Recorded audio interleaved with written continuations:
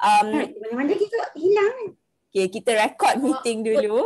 Jadi bersama saya hari ini dari Arus Academy ialah Encik Fadil, Cikgu Fadil, dan kami berdua akan co-host masterclass kita pada hari ini.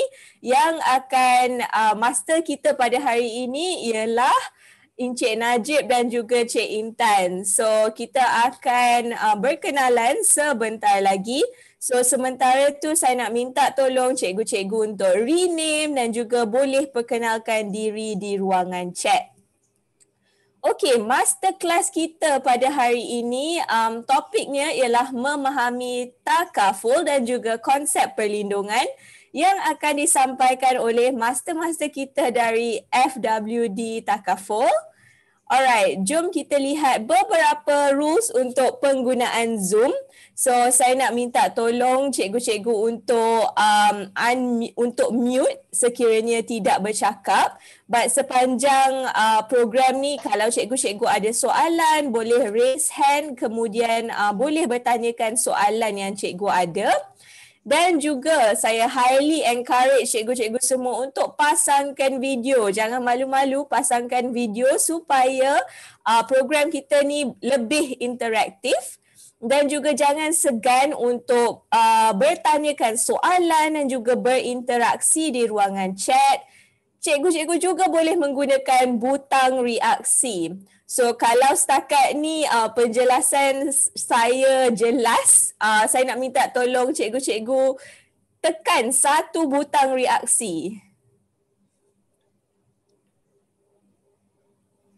Okay. Alright. Terima kasih Cikgu Syuhaira. Saya boleh nampak butang reaksi dari cikgu.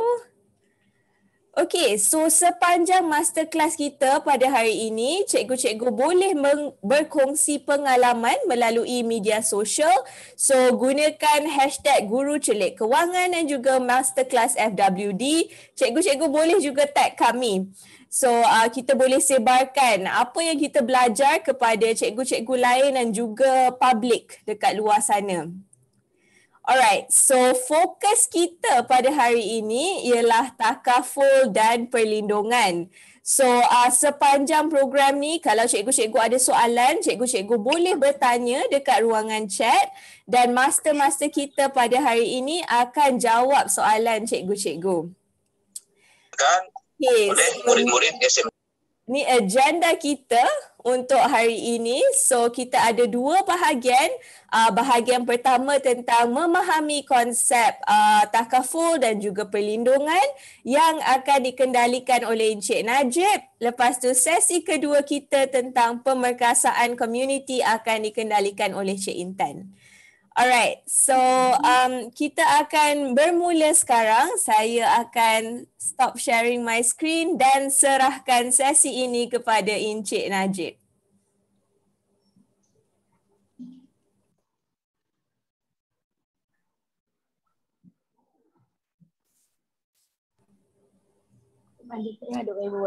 Assalamualaikum. Okay. Assalamualaikum. Okay, nampak ke saya punya screen? Nampak. Okey. Okey, Assalamualaikum warahmatullahi wabarakatuh dan selamat pagi cikgu-cikgu semua yang dihormati. Terima kasih kerana meluangkan masa bersama kami di Fun for Life dari FWD Takaful dan juga Arus Academy.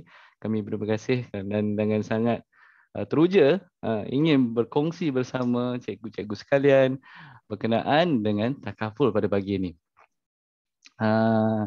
Pertamanya, hari ini kita nak cerita mengenai masterclass kita ini mengenai takaful. Apa itu takaful dan apa konsep perlindungan? Sekejap.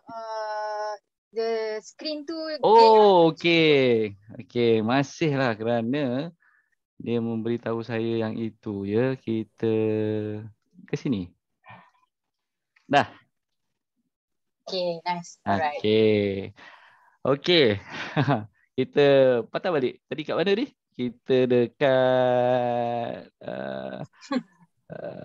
okey, kita di untuk memahami takaful dan konsep perlindungan. Kalau ada apa-apa soalan, jemputlah tanya di sepanjang perbincangan kami. Dan semoga bermanfaat. Apa yang kita nak cuba capai melalui perkongsian masterclass ni, apabila setelah habis perkongsian kami, harap-harap dapat cikgu memanfaatkan ilmu yang diberi untuk diterapkan ke dalam pengajaran cikgu-cikgu bila bersama dengan murid-murid nanti. Itulah niat kami, kerana kami percaya satu, literasi kewangan ini penting dan takaful ini penting bagi dipelajari oleh orang ramai. Hari ini kita akan bersama nombor satu, saya. Nama saya Wan Ahmad Najib. Boleh panggil saya Najib. Saya adalah dalam bahasa orang putih dia Chief Strategy and Digital Distribution Officer atau Ketua Pegawai Strategi dan Saluran Digital di FW Takaful. So saya akan cuba jadi cikgu bagi cikgu-cikgu pada pagi ini. Walaupun saya tak ada rupa jadi cikgu sangat. Dan saya akan ambil the first half ataupun suku masa pertama, separuh masa pertama pembentangan pada kita pada pagi ini. Dan kemudian bersama saya ada Wan Intan Suhaila. Dia adalah ketua strategi korporat yang lebih nampak macam cikgu. Dia ada dalam tu dengan pen dan dengan dan spek matanya. Saya rasa dia lebih nampak macam cikgu. Dan dia akan berkongsi mengenai jenis-jenis takaful dan juga bagaimana mengaplikasikan takaful dalam kehidupan seharian. Dengan itu saya ingin meminta kebenaran untuk meneruskan. Sebelum kita teruskan, saya nak cerita sikit siapa FW Takaful ni. Kerana kami adalah salah satu rakan strategik Arus Academy yang bersama-sama mengololakan program Fund for Life sejak daripada September 2019. Dan antara inisiatif yang kami rasa sangat penting kerana kami rasa cikgu-cikgu memainkan peranan yang paling penting dalam membina keupayaan literasi kewangan bagi anak-anak. Di sinilah kami bersama-sama dengan Cikgu Farna dan Cikgu Fadil dan juga beberapa ramai lagi di Arus Academy memperkenalkan program Guru Cilik Kewangan ini. FW Takaful, kami adalah sebuah syarikat takaful yang baru dia tak baru, syarikat tu lama. Tapi kami adalah jenama yang baru masuk ke Malaysia pada bulan Mac 2019. Kami merupakan sebuah parent kami, ibu bapa kami, shareholder, pemilik kami antaranya adalah kumpulan FWD yang berasal dari Hong Kong. Kami mempunyai dua rakan kongsi tempatan iaitu JAB Capital Berhad dan juga kumpulan wang simpanan pekerja yang tak asing bagi ramai di luar sana.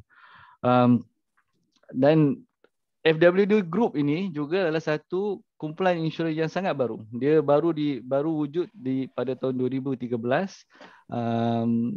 Bermula di Hong Kong, Macau dan Thailand apabila mereka mengambil alih syarikat yang mungkin ramai masih ingat dahulu ING Insurance yang dulu yang warna oranye juga. Rimau putih oranye tu ataupun rimau warna oranye tu. Dia dah pada 2013 tu ada sedikit kekuatan ekonomi dan ING Group telah membuat keputusan untuk keluar daripada bisnes insurans dan tinggal dalam bisnes perbankan dan menjual semua aset-aset di Asia, dan FWD bermula di sana. Kemudian daripada 2013 dalam jangka masa yang sangat pendek mereka telah dengan agresifnya masuk ke dalam kini 11 negara dan Malaysia merupakan negara ke-9 di mana kami telah masuk ke Malaysia. FWD Group telah masuk ke Malaysia melalui pengambil alihan HSBC Amanah Takaful. Kita tak nak cerita banyak pasal tu. Pasal hari ni kita bukan nak cerita pasal FWD Takaful, kita nak cerita pasal Takaful kan. Tapi ini adalah sedikit sebanyak mengenai FWD Takaful. Seperti saya kata, dia mengambil alih 49% saham dalam HSBC Amanah kami merupakan lesen takaful keluarga je. Kami tak buat lesen takaful am. Kalau yang ambil perlindungan takaful motor dan sewaktu dengannya, itu kami tak bagikan. Kami buat yang berkenaan dengan nyawa dan sewaktu dengannya. Lebih kurang 90,000 pelanggan individu, kata rasanya dah dekat 100,000 dah sekarang. Lebih daripada 250 pekerja, dekat 300 dah. Sejak kami ambil alih 2019 cuma ada 120. Kami mempunyai kerjasama dengan HSBC Amanah Bank dan Alliance Islamic Bank. Ketika kami ambil alih HSBC Amanah, dia mempunyai satu je saluran melalui Banka, dan kini kami ada agensi penjaga korporat dan juga digital. Kini banyak cara-cara kami mempromosikan produk-produk takaful kami. Ini satu perkara yang saya suka ceritakan supaya cikgu-cikgu semua faham apa yang kami lakukan dalam pelbagai perkara yang kami lakukan, daripada segi mempromosikan takaful dan juga memperkasakan orang ramai berkenaan takaful. Itu yang kita cuba nak lakukan di sini. Saya nampak ramai cikgu di sini ada daripada Sarawak, Perlis, Kelantan, Selangor, dan saya berterima kasih kerana ramai yang bersama-sama ingin belajar mengenai takaful. Visi FW Takaful adalah ingin mengubah pandangan orang ramai tentang takaful. Ini satu visi yang sangat bold orang panggil, yang kami ingin mengubah persepsi orang ramai mengenai takaful. Kita selalu lihat takaful ni tidak relevan dalam hidup kita. Kerana takaful ni antara salah satu instrumen kewangan yang paling tak popular. Pasal kita bayar untuk masa hadapan. Nanti kita akan cerita lebih banyak nanti as we go along. Kita nak cerita insurans ni yang ramai selalu rasa kompleks kepada sesuatu yang mudah difahami. Ramai persepsi, stigma di luar sana yang tidak percaya pada produk-produk takaful atau insurans. Kita juga sebagai FW Takaful, sebagai sebuah syarikat takaful ingin mengubah persepsi ini daripada sesuatu yang bosan, yang mudah diramal kepada sesuatu yang menginspirasi dan mengejutkan, daripada yang orang ramai tidak faham kepada sesuatu yang kita ingin orang ramai faham. Kalau dalam konsep tradisional, insurans dan takaful ni, dia adalah satu instrumen kewangan yang berdasarkan kepada kontrak. Kontrak ni banyak perkataan. Kalau tengok kontrak takaful tu, kalau yang normal, yang biasa tu, adalah dekat 80 muka surat kot. Tulisan dia semua macam agreement yang berjela-jela, yang orang tak baca pun. Kita cuba ubah tu. Nanti kalau ada masa, cikgu-cikgu boleh layari www.fwd.com.my. Lihat pada contoh-contoh sijil takaful kami. Dia menggunakan bahasa yang sangat mudah, bahasa yang saya bercakap dengan cikgu sekarang, point form, senang nak faham, bagaimana untuk membuat tuntutan, siapa yang penting dalam sijil dan suatu dengannya. Penuh dengan color, ada juga infografik untuk menceritakan manfaat-manfaat dan proses-proses utama dalam produk-produk takaful. Itu salah satu perkara yang kami cuba lakukan sebagai syarikat takaful. Kurang pelibatan kepada pelibatan. Ini adalah visi FW Takaful. Ini sedikit sebanyak mengenai FW Takaful. Sekarang kita akan masuk ke dalam topik kita pada hari ini, iaitu apa itu takaful. Kalau cikgu-cikgu ada apa-apa soalan di sepanjang perbentangan saya, jangan apa link ya. Kita tengok link saya tulis kat sini, fwd.com.my. Itu link dia. Ada, terima kasih Cikgu Fana juga. Apa itu takaful? Kita nak masuk ke dalam topik ni. Tadi bagi yang kita akan mulakan dengan satu saya ni masa sekolah dulu, saya paling suka subjek saya paling suka adalah sejarah. Saya memang cukup suka sejarah. Pasal sejarah ni macam baca buku cerita tu saya. Sampailah tingkatan 4 A je. Tingkatan 4 tu tak tahu kenapa. Mungkin saya malas sikit dia tercorot kejap. Tapi melalui sejarah kita belajar pelbagai perkara. Kita belajar bagaimana sistem, bagaimana sesuatu itu berputik dan sesuatu yang itu saya suka bersejarah. Dan untuk memahami tahap kita juga kan melalui satu sedikit sebanyak mungkin takut. Bagi yang datang awal tadi, ada kisah episod yang diproduskan oleh Arus Academy, kisah-kisah duit tu yang telah menceritakan mengenai sejarah takaful dengan sangat baik tadi. Kita dengar Cikgu Atikah tadi bercerita. So saya akan cuba membuat perkara yang sama tapi lebih ringkas. Kerana kita banyak lagi kita nak cuba cover dalam masa yang singkat ni kan. So dalam sejarah takaful, seperti dalam video tu, dia bermula dengan sebelum kedatangan Islam pun, daripada dalam Arab kuno dia menggambarkan konsep kafalah ni. Kafalah ni secara sedikit sebanyak ni dia bermaksud jaminan dan tanggungan, tolong menolong antara satu sama lain. Itulah konsep dia. Kalau kita tengok daripada segi kita jangan kira sebelum Islam datang semua kan, memang dia seperti sistem insurans ni lah kan. Dia pergi lama tu zaman kerajaan Babylon dulu. Dah ada konsep insurans. Konsep melindung. Bila ada hutang, bila ada wang, bila ada sesuatu yang terjadi dan memerlukan perlindungan, konsep itu telah wujud daripada zaman itu. Dan kita pergi ke Mesir pun ada. Kalau kita lihat fakta-fakta sejarah di Greek pun ada. Dan dalam semua tamadun lama ni dah ada konsep takaful ni. Insurans dan takaful. Kita interchangeably kalau bila saya gunakan ni dan bila tadi seperti dalam video tu, bila zaman pemerintahan Rasulullah SAW di Madinah, diwujudkan dalam piagam Madinah sendiri berbagai-bagai konsep yang merupakan dan menghidupkan konsep takaful. Antaranya dia, kalau pembayaran wang dibayar kepada waris mangsa yang dibunuh. Ada tadi dalam video tu banyak piagam kan. Dalam piagam Madinah tu ada fasal lebih kurang 5-6, saya tak ingat. Konsep akilah. Akilah ni macam tu lah, kalau sesuatu berlaku kepada seseorang ahli keluarga tu ada pembayaran. Itu yang diintroduce. Kemudian zaman pemerintahan Khulafa'i Ar-Rasyidin pun ada sama juga konsep-konsep kasamah dan suatu dengannya. Dan juga seperti dalam video tu dia wujudkan perlindungan takaful marin dan suatu dengannya. Antara sistem insurans, biarpun dalam sistem Islam ataupun sistem insurans konvensional, antara produk yang awal sekali keluar ialah marine insurance atau takaful marin ni. Takaful ni adalah berkenaan dengan perdagangan, pemindahan barang.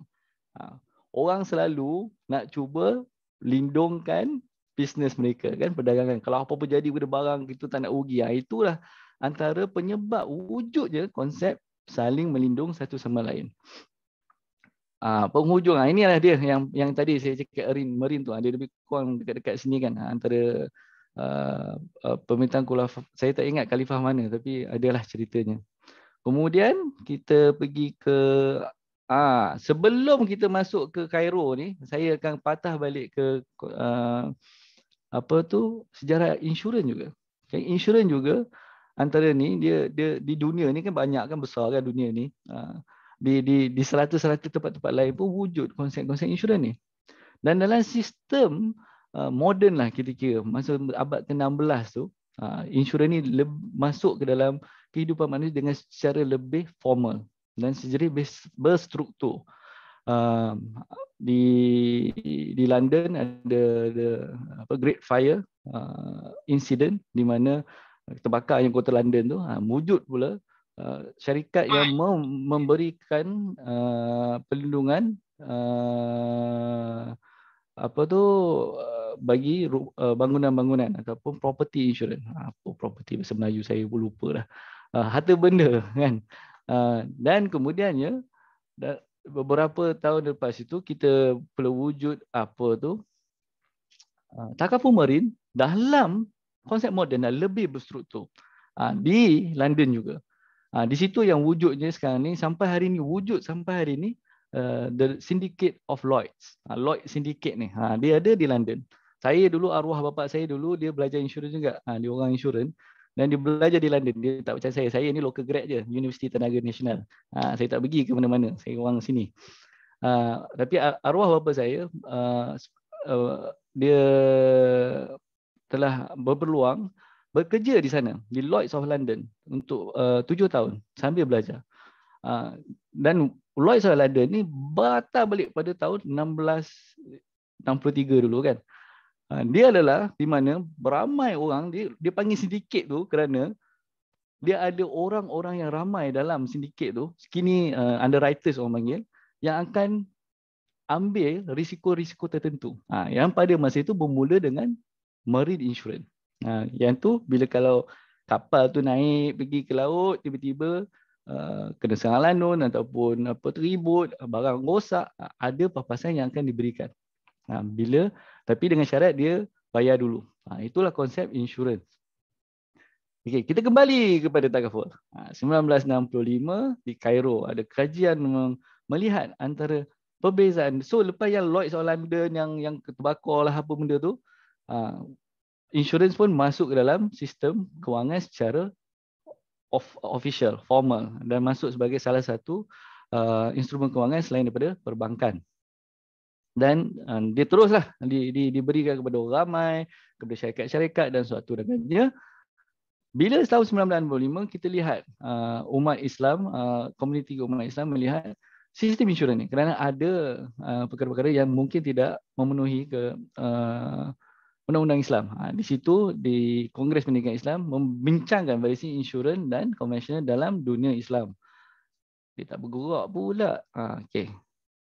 Dan di 1976 dicapai yang insurans konvensional tidak patuh syariah. Itu dah pendek ceritanya. Setelah berfatwa ramai ahli ulama Islam, cendekiawan duduk bersama berbincang, itulah ceritanya 200 orang merumuskan yang ada elemen-elemen yang tidak patuh syariah yang wujud dalam insurans. Kita akan bincangkan lagi secara bila kita go through nanti kita ni yang sebenarnya konsep insurans ni adalah satu konsep yang baik. Cuma ada elemen-elemen yang tidak patuh syariah bagi orang Islam. Insurans takaful pertama diperkenalkan di Sudan 1979. Bukan di Malaysia. Malaysia ni yang first kali di Sudan. Tapi lepas tu kita tak tahu cerita dah. Itulah cerita dia. Kemudian datang 1984. Sebelum 1984 ni, masa zaman-zaman ni, saya cerita pasal arwah bapak saya. Pasal arwah bapak saya banyak peluang. Pasal dia antara orang-orang yang pertama dalam insurans. Dia sebelum keluarnya akta pertama berkenaan takaful di global di Malaysia ni, kerajaan Malaysia telah mengambil beberapa orang daripada industri insurans pada masa itu untuk pergi buat lawatan sambil belajar ke Mesir. Untuk belajar mengenai insurans dan takaful ni. Belajar pasal takaful dan suatu dengannya. Saya tak ingat apa panggil tu. Grup tu ada ke dalam slide ni? Tak ada. Pasukan petugas khas tu. Yang itulah mereka pada 1982 tu arwah bapa saya pun berpeluang untuk pergi. Kan dia pergi masa tu atas tiket Talasco Insurance. Sekarang ni dah tak ada dalam company tu. Bersama dan juga dengan Datuk Fadil iaitu pengasas syarikat takaful Malaysia yang kita akan bincangkan lepas ni. Pergi ke Mesir dan kembali. Dan bila kembali itu, itulah datangnya, wujudnya Akta Takaful 1984. Di mana dilandaskan secara, di antara Akta Takaful 1984 ni adalah, walaupun di Sudan merupakan syarikat takaful yang pertama, Akta Takaful 1984 ni adalah satu dokumen ataupun legal dokumen yang pertama yang berstruktur di dunia untuk takaful. Itulah salah satu perkara yang kita ambil bangga di Malaysia bila wujudnya takaful ni.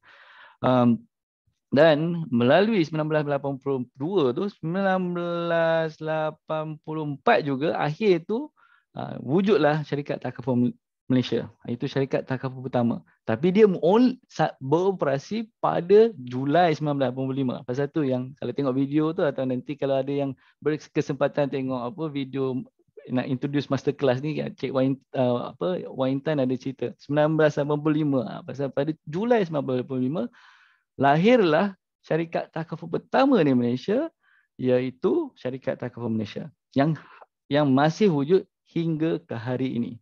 Daripada satu, kemudian jadi dua. Datangnya takaful nasional. Kemudian jadi tiga, takaful ikhlas. Dan kemudian jadi empat, CIMB takaful. Kemudian sekarang ni dah jadi Sun Life. Dah bertukar wajah beberapa kali. Pada hari ini, lepas tu 2006, wujud lagi empat. Jadi ramai lagi. Prudential lah, HSBC, Hon Leong MAA kini dari Zurich, dan kemudian tambah lagi 4 2010, ada yang daripada dah jadi 1. Kini di dalam Malaysia ada 11 pengendali takaful keluarga, 4 pengendali takaful am, dan 3 syarikat takaful di Malaysia. Itulah bagaimana daripada 1 pada tahun 1984, kini kita ada 11 campur 4 campur 3. Itulah. Saya matematik teruk sikit. 11 campur 4, 15. 15 campur 3, 18. 18 syarikat berkenaan tangan takaful yang memberi support kepada sistem ini sejak 1984. Itulah sedikit sebanyak mengenai sejarah takaful. Kita tengok, kalau tak ada soalan, kalau ada apa-apa soalan boleh tanya, kalau tak ada kita teruskan. Kini kita pergi ke apa itu takaful. Sebelum kita faham takaful, kita kena faham, kita tengok dulu konsep insurans. So konsep insurans ni samalah, dia satu ayat perkataan yang paling pokok pangkal ayat dia adalah perlindungan. Ia adalah satu instrumen kewangan yang memberikan perlindungan kewangan kepada seseorang atau ke sesuatu sekiranya sesuatu yang tak diingini berlaku. Ini bergantung kalau takaful keluarga atau life insurance atau insurans hayat berkenaan apa-apa berlaku kepada nyawa ataupun kesihatan seseorang. Kalau di takaful am, dia berlaku kepada perkara yang kita own, yang kita punyai, kan? Kereta, rumah dan sebagainya. Dalam kontrak insurans, dia ada 2 lah kan. Pihak yang insurans yang menginsurankan orang yang diinsurankan. Dan dalam konsep tu, pihak insurans tu akan bersetuju untuk menanggung risiko yang terkandung yang orang insurans tu nak ambil. Itu dia konsep dia. Dan bila dia mengambil konsep bilangan unit penderaan yang ramai, ataupun dalam bahasa orang putihnya senang lagi nak faham, law of large numbers. Kan? Dia mengambil risiko-risiko yang banyak, menabung orang ramai secara tu, kan? Bayar. Ada satu tabung risiko tu. Kalau apa-apa berlaku, tabung risiko ni pun akan diinvestkan dan untuk dan suatu dengannya. Dan apa-apa berlaku akan dibayar tuntutan daripada tabung ni. Konsep insurans ni pula dia macam tu, ada dua pihak kan, pihak insurans dan pihak yang mengambil insurans.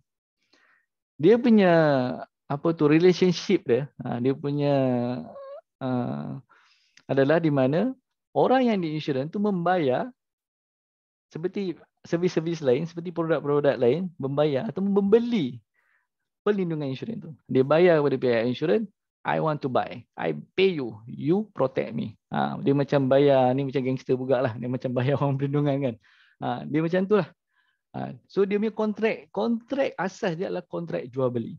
Yang kita kena faham. Pasal ini yang kontrak jual beli ni yang mengakibatkan konsep insurans ni tidak patuh syariah.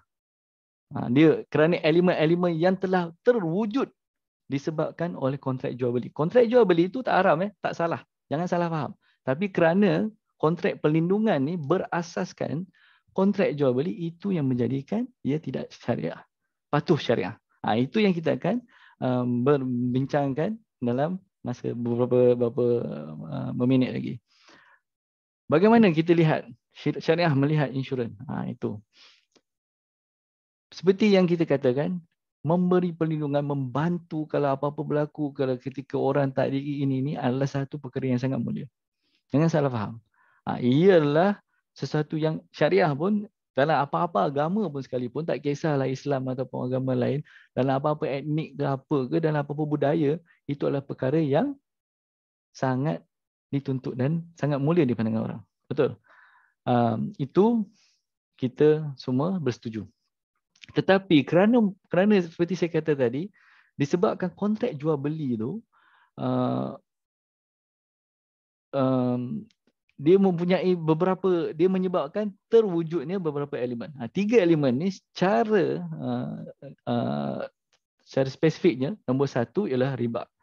Dia punya tulis tu faedah, tapi sebenarnya riba ni riba lah. Riba ni dalam Islam ni barang-barang ribawi. Bila kita nak ubah macam beras dengan beras, dia tak boleh ubah beras jadi 1 kg beras jadi 2 kg beras. Tu tak wujud. Kalau duit tukar-tukar kena sama. Dia tak boleh lebih. Di mana kalau lebih tu macam saya pinjam RM10 tiba-tiba dapat RM20. Tu macam tak betul dalam Islam. Dia tak boleh perbincangan. So itu adalah riba. Tapi kalau untuk senang faham, faedah lah.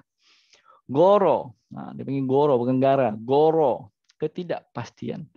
Wujud ketidakpastian walaupun lepas kita ambil takaful, tapi ketidakpastian yang dibenarkan. Kalau tidak, dia punya ketidakpastian itu sangat tidak pasti. Nanti kita akan bincangkan dalam slide seterusnya. Dan akhir sekali, kerana kontrak jual beli itu wujudnya elemen maisir ataupun perjudian. Okay, apa dia 3 ni? Kita nak masuk dalam cerita dia. Kenapa insurans konvensional tidak benarkan insyaAllah? 3 sebab. Nombor 1 tadi kita bincang tadi, riba.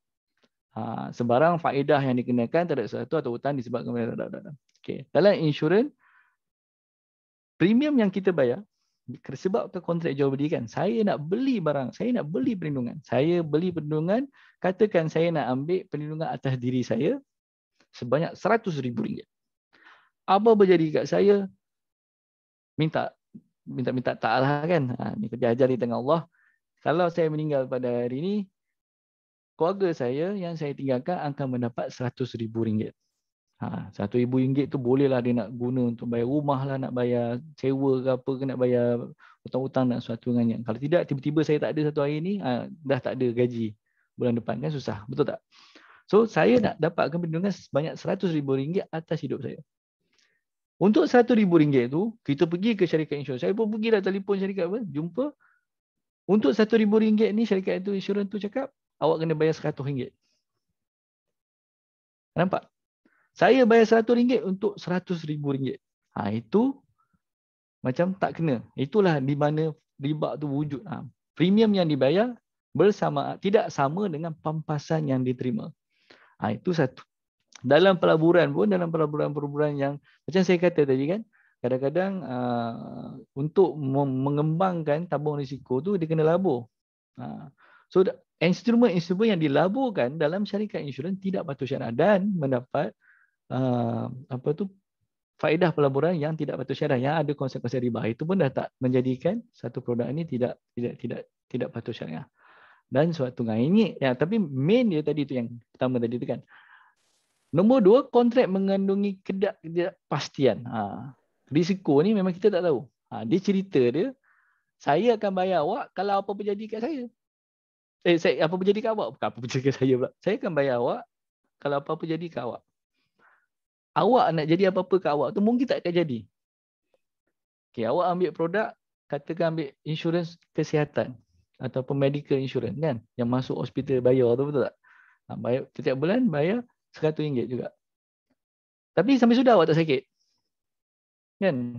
Sampai sudah tak sakit, so awak tak dapat apa. So risiko tu tak berlaku. So tak pasti. Macam awak macam kalau kita beli kereta, kita nampak kereta tu kan.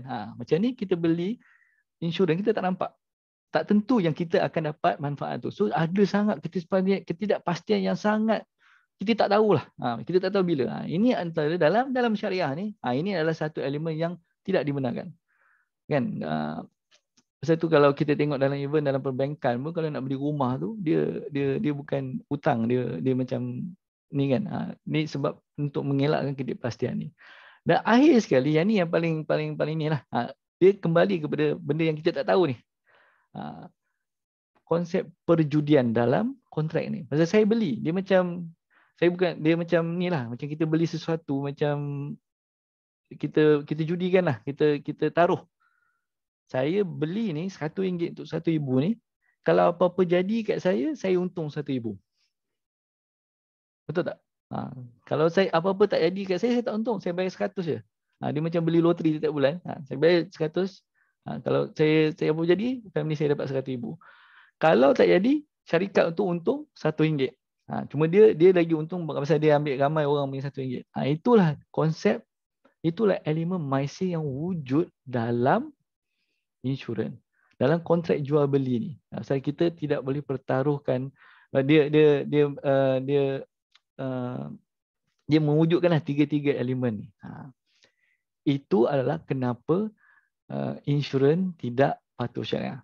Dulu-dulu masa saya awal-awal dulu masuk dalam industri ni, orang tanya apa itu insurans, dan sewaktu dengannya apa itu takaful, membezakan takaful dengan insurans ni, orang kata mudarabah lah, apalah semua. Tapi sebenarnya kerana tiga ni. Seperti saya kata, untuk saya mulakan juga, konsep-konsep pasal halal haram ni, dia sebenarnya lebih applicable, bahasa Melayu applicable kepada terpakai, lebih terpakai, nama saya Intan, lebih terpakai kepada umat Islam.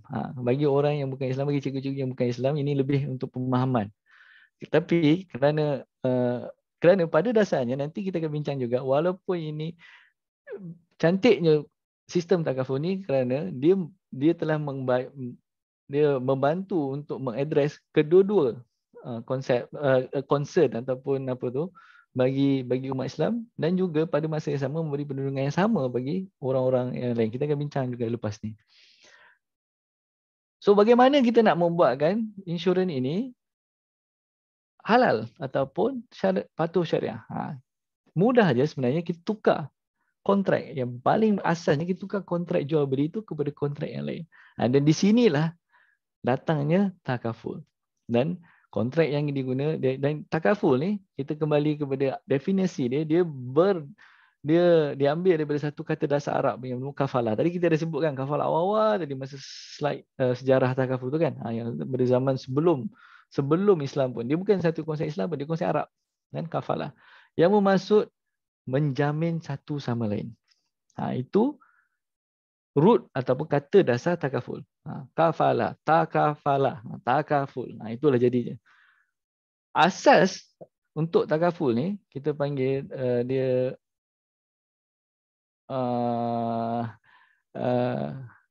tolong menolonglah kamu dalam mengerjakan kebajikan dan takwa, dan jangan tolong menolong dalam perbuatan dosa dan pelanggaran. Ini adalah ayat daripada Al-Quran, surah Al-Maidah ayat 2. Itulah konsep dia takaful, tolong menolong kan. Dan konsep tabung takaful, kalau kita tengok pada Akta Perkhidmatan Kewangan Islam dan Bahasa Orang Putih ni, Islamic Financial Act 2013, takaful adalah inilah satu perkiraan yang berasaskan pertolongan bersama bersama. Ayat dia yang paling pentingnya perkataan tu tolong menolong. Itulah konsep takaful. Dan kontrak yang digunakan bagi ini adalah kontrak tabaruk. Tu dia, tabaruk. Tabaruk ni adalah konsep sumbangan atau donation. Sumbangan di mana orang beramai-ramai masuk bersetuju untuk menyumbang menyumbang sedikit wang ke dalam satu tabung, di mana tabung ini akan digunakan untuk membantu orang-orang lain yang menyumbang ke dalam tabung ini sekiranya salah satu atau mana-mana antara yang menyumbang tu ditimpa musibah. Itulah konsep tolong menolong. Tabung ni kita panggil tabung risiko juga, tapi dan biasanya orang panggil tabung tabaruk ni tidak dipunyai oleh syarikat takaful. Sebenarnya ownership of tabung ni adalah oleh semua orang yang menyumbang. Kalau the participant own the fund. Itulah konsep takaful. So bila kita ambil tukar kontrak daripada kontrak menyumbang kepada kontrak kita tukar dari kontrak jual beli kepada kontrak menyumbang, hilanglah yang awal-awal tadi. Dia tak judi dah pasal dia tolong. Mana kita tak, dia masuk dalam apa? Dalam tabung tu, kalau apa-apa tolong orang. Dia tak judi kan? Dia menolong. Okey. Apa lagi itu, dia tak membayar. Dia masuk ke dalam skim tolong menolong. Itulah konsep takaful. Bagaimana syarikat takaful buat duit? Pasal kita pun syarikat takaful dalam arrangement ni, dia bukanlah dia hanya mengendalikan atau menguruskan tabung untuk bagi pihak peserta-peserta yang menyumbang tu. Dia tidak memiliki tabung ni.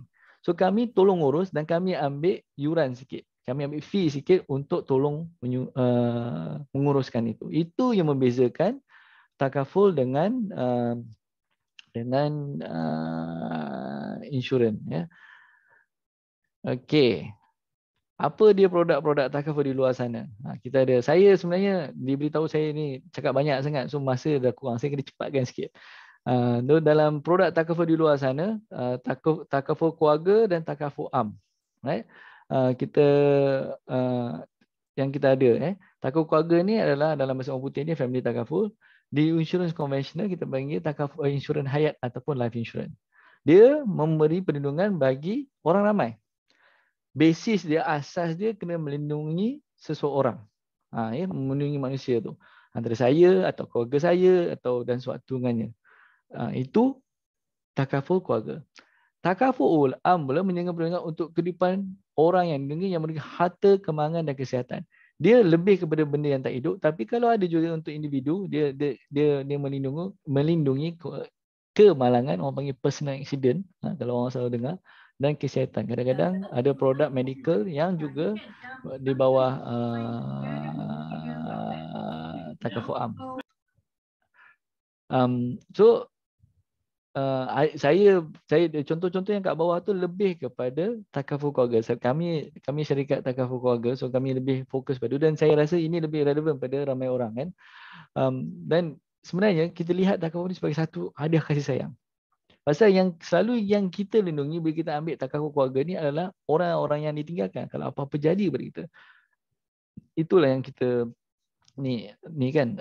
So dia ada beberapa produk yang Intan akan ceritakan lebih banyak di slide di bahagian dia nanti. So saya tak akan touch too much on this. Ada tempoh, penyakit kritikal, perubahan kesihatan, berkaitan pelumuran ataupun investment link dan juga simpanan. Itu saya biarkan Intan lah cerita. Nanti dia tak ada apa nak cerita pula. Kesian dengan dia. Kelebihan takaful membuat kebaikan bagi orang Islam memang satu tanggungjawab bagi kami. Menggalakkan amalan menabung sebagai tolong. Dia satu form of tabungan juga untuk kalau apa-apa jadi, kan. Dana untuk keluarga yang disayangi, saya dah cerita tadi. Nanti amalan yang baik. Yang ni nanti saya minta lah harus share lah slide ni, senang kalau nak tengok, kan. Ini kontrak dalam takaful yang seperti saya cerita tadi, tabaruk kontrak asas. Kontrak tolong menolong peserta akan mendapat perlindungan setiap bulan. Mudarabah digunakan untuk perkongsian. Selalu digunakan untuk pelaburan. Dia mudarabah ni dia ada penyedia modal dan yang menyedia kepakaran, mudarib. Itulah mudarabah. Wakalah adalah kontrak yang kita mewakilkan seseorang. Ini yang diambil bila kita establish relationship antara peserta dan syarikat takaful tu. Kita wakilkan syarikat takaful untuk menguruskan dana tabaruk tu, risiko bagi pihak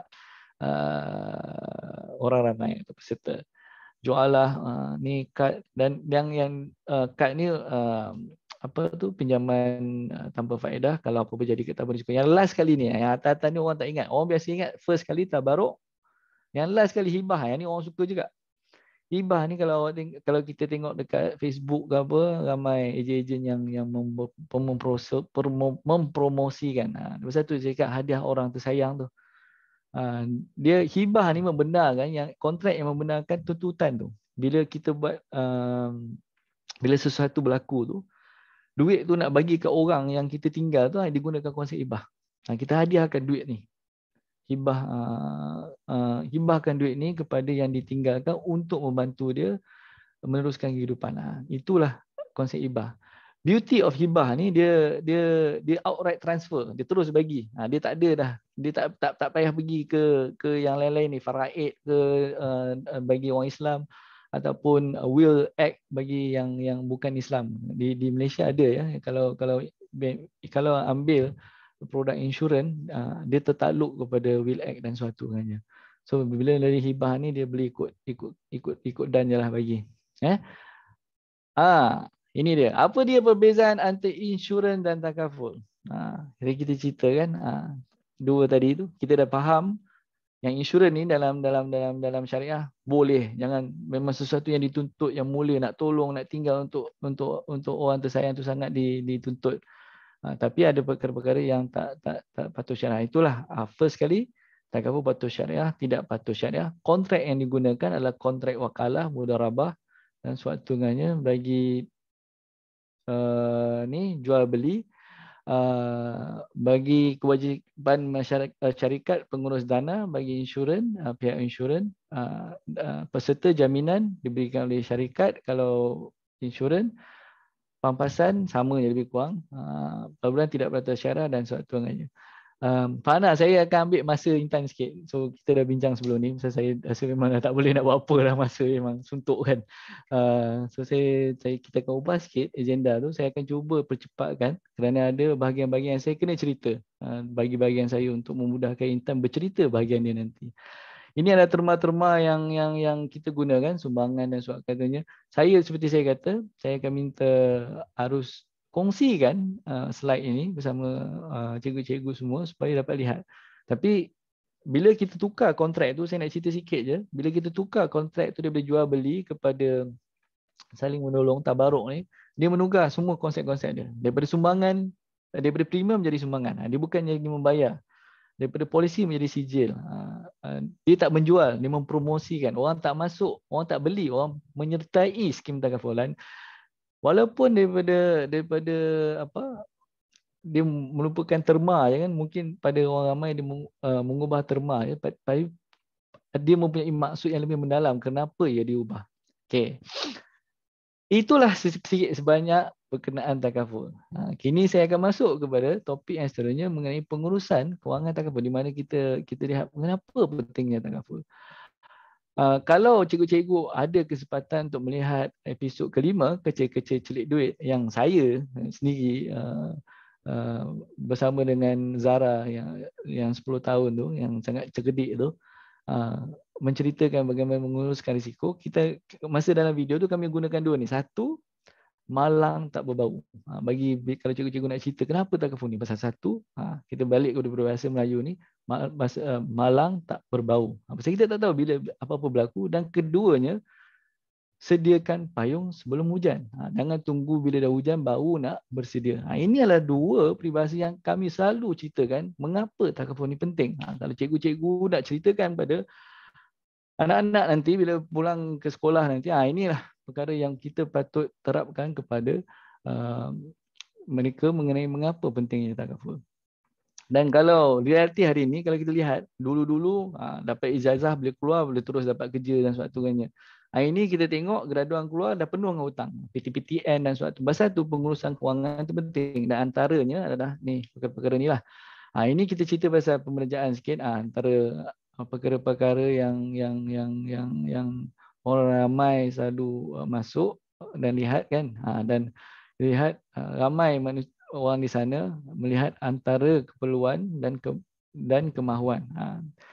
Dan ini adalah dua perkara yang selalu kita bincangkan. Saya kalau ada masa saya akan ceritakan lebih banyak, tapi kerana saya nak percepatkan, saya skip part ni dan terus kepada pentingnya menceritakan konsep ni. Dan konsep live yang saya ambil daripada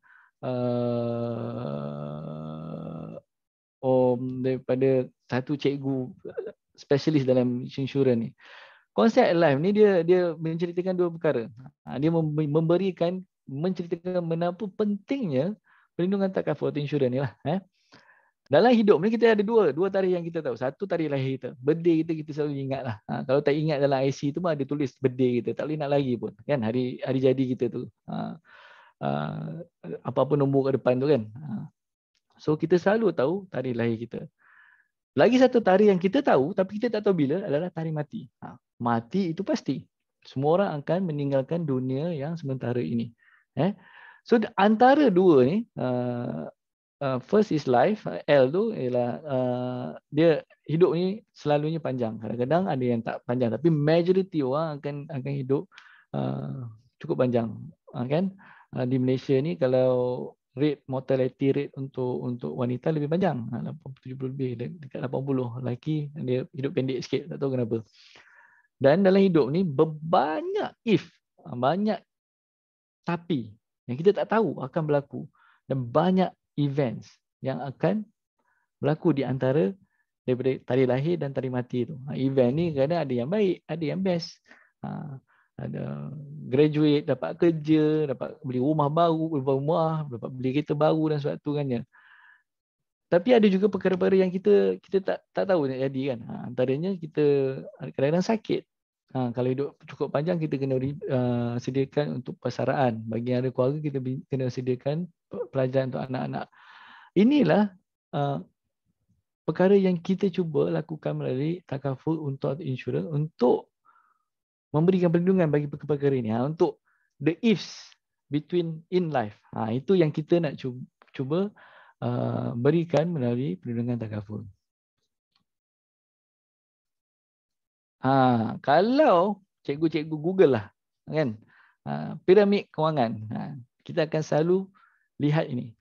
Dan ini bukan saya yang wujudkan. Ini tak siapa wujudkan. Antara mungkin dia orang buatlah, dia orang punya research ke apa dan sebagainya. Dan tapi bila kita tengok piramid kewangan ni, yang paling besar kat bawah tu perlindungan. Dia bukan yang lain tu.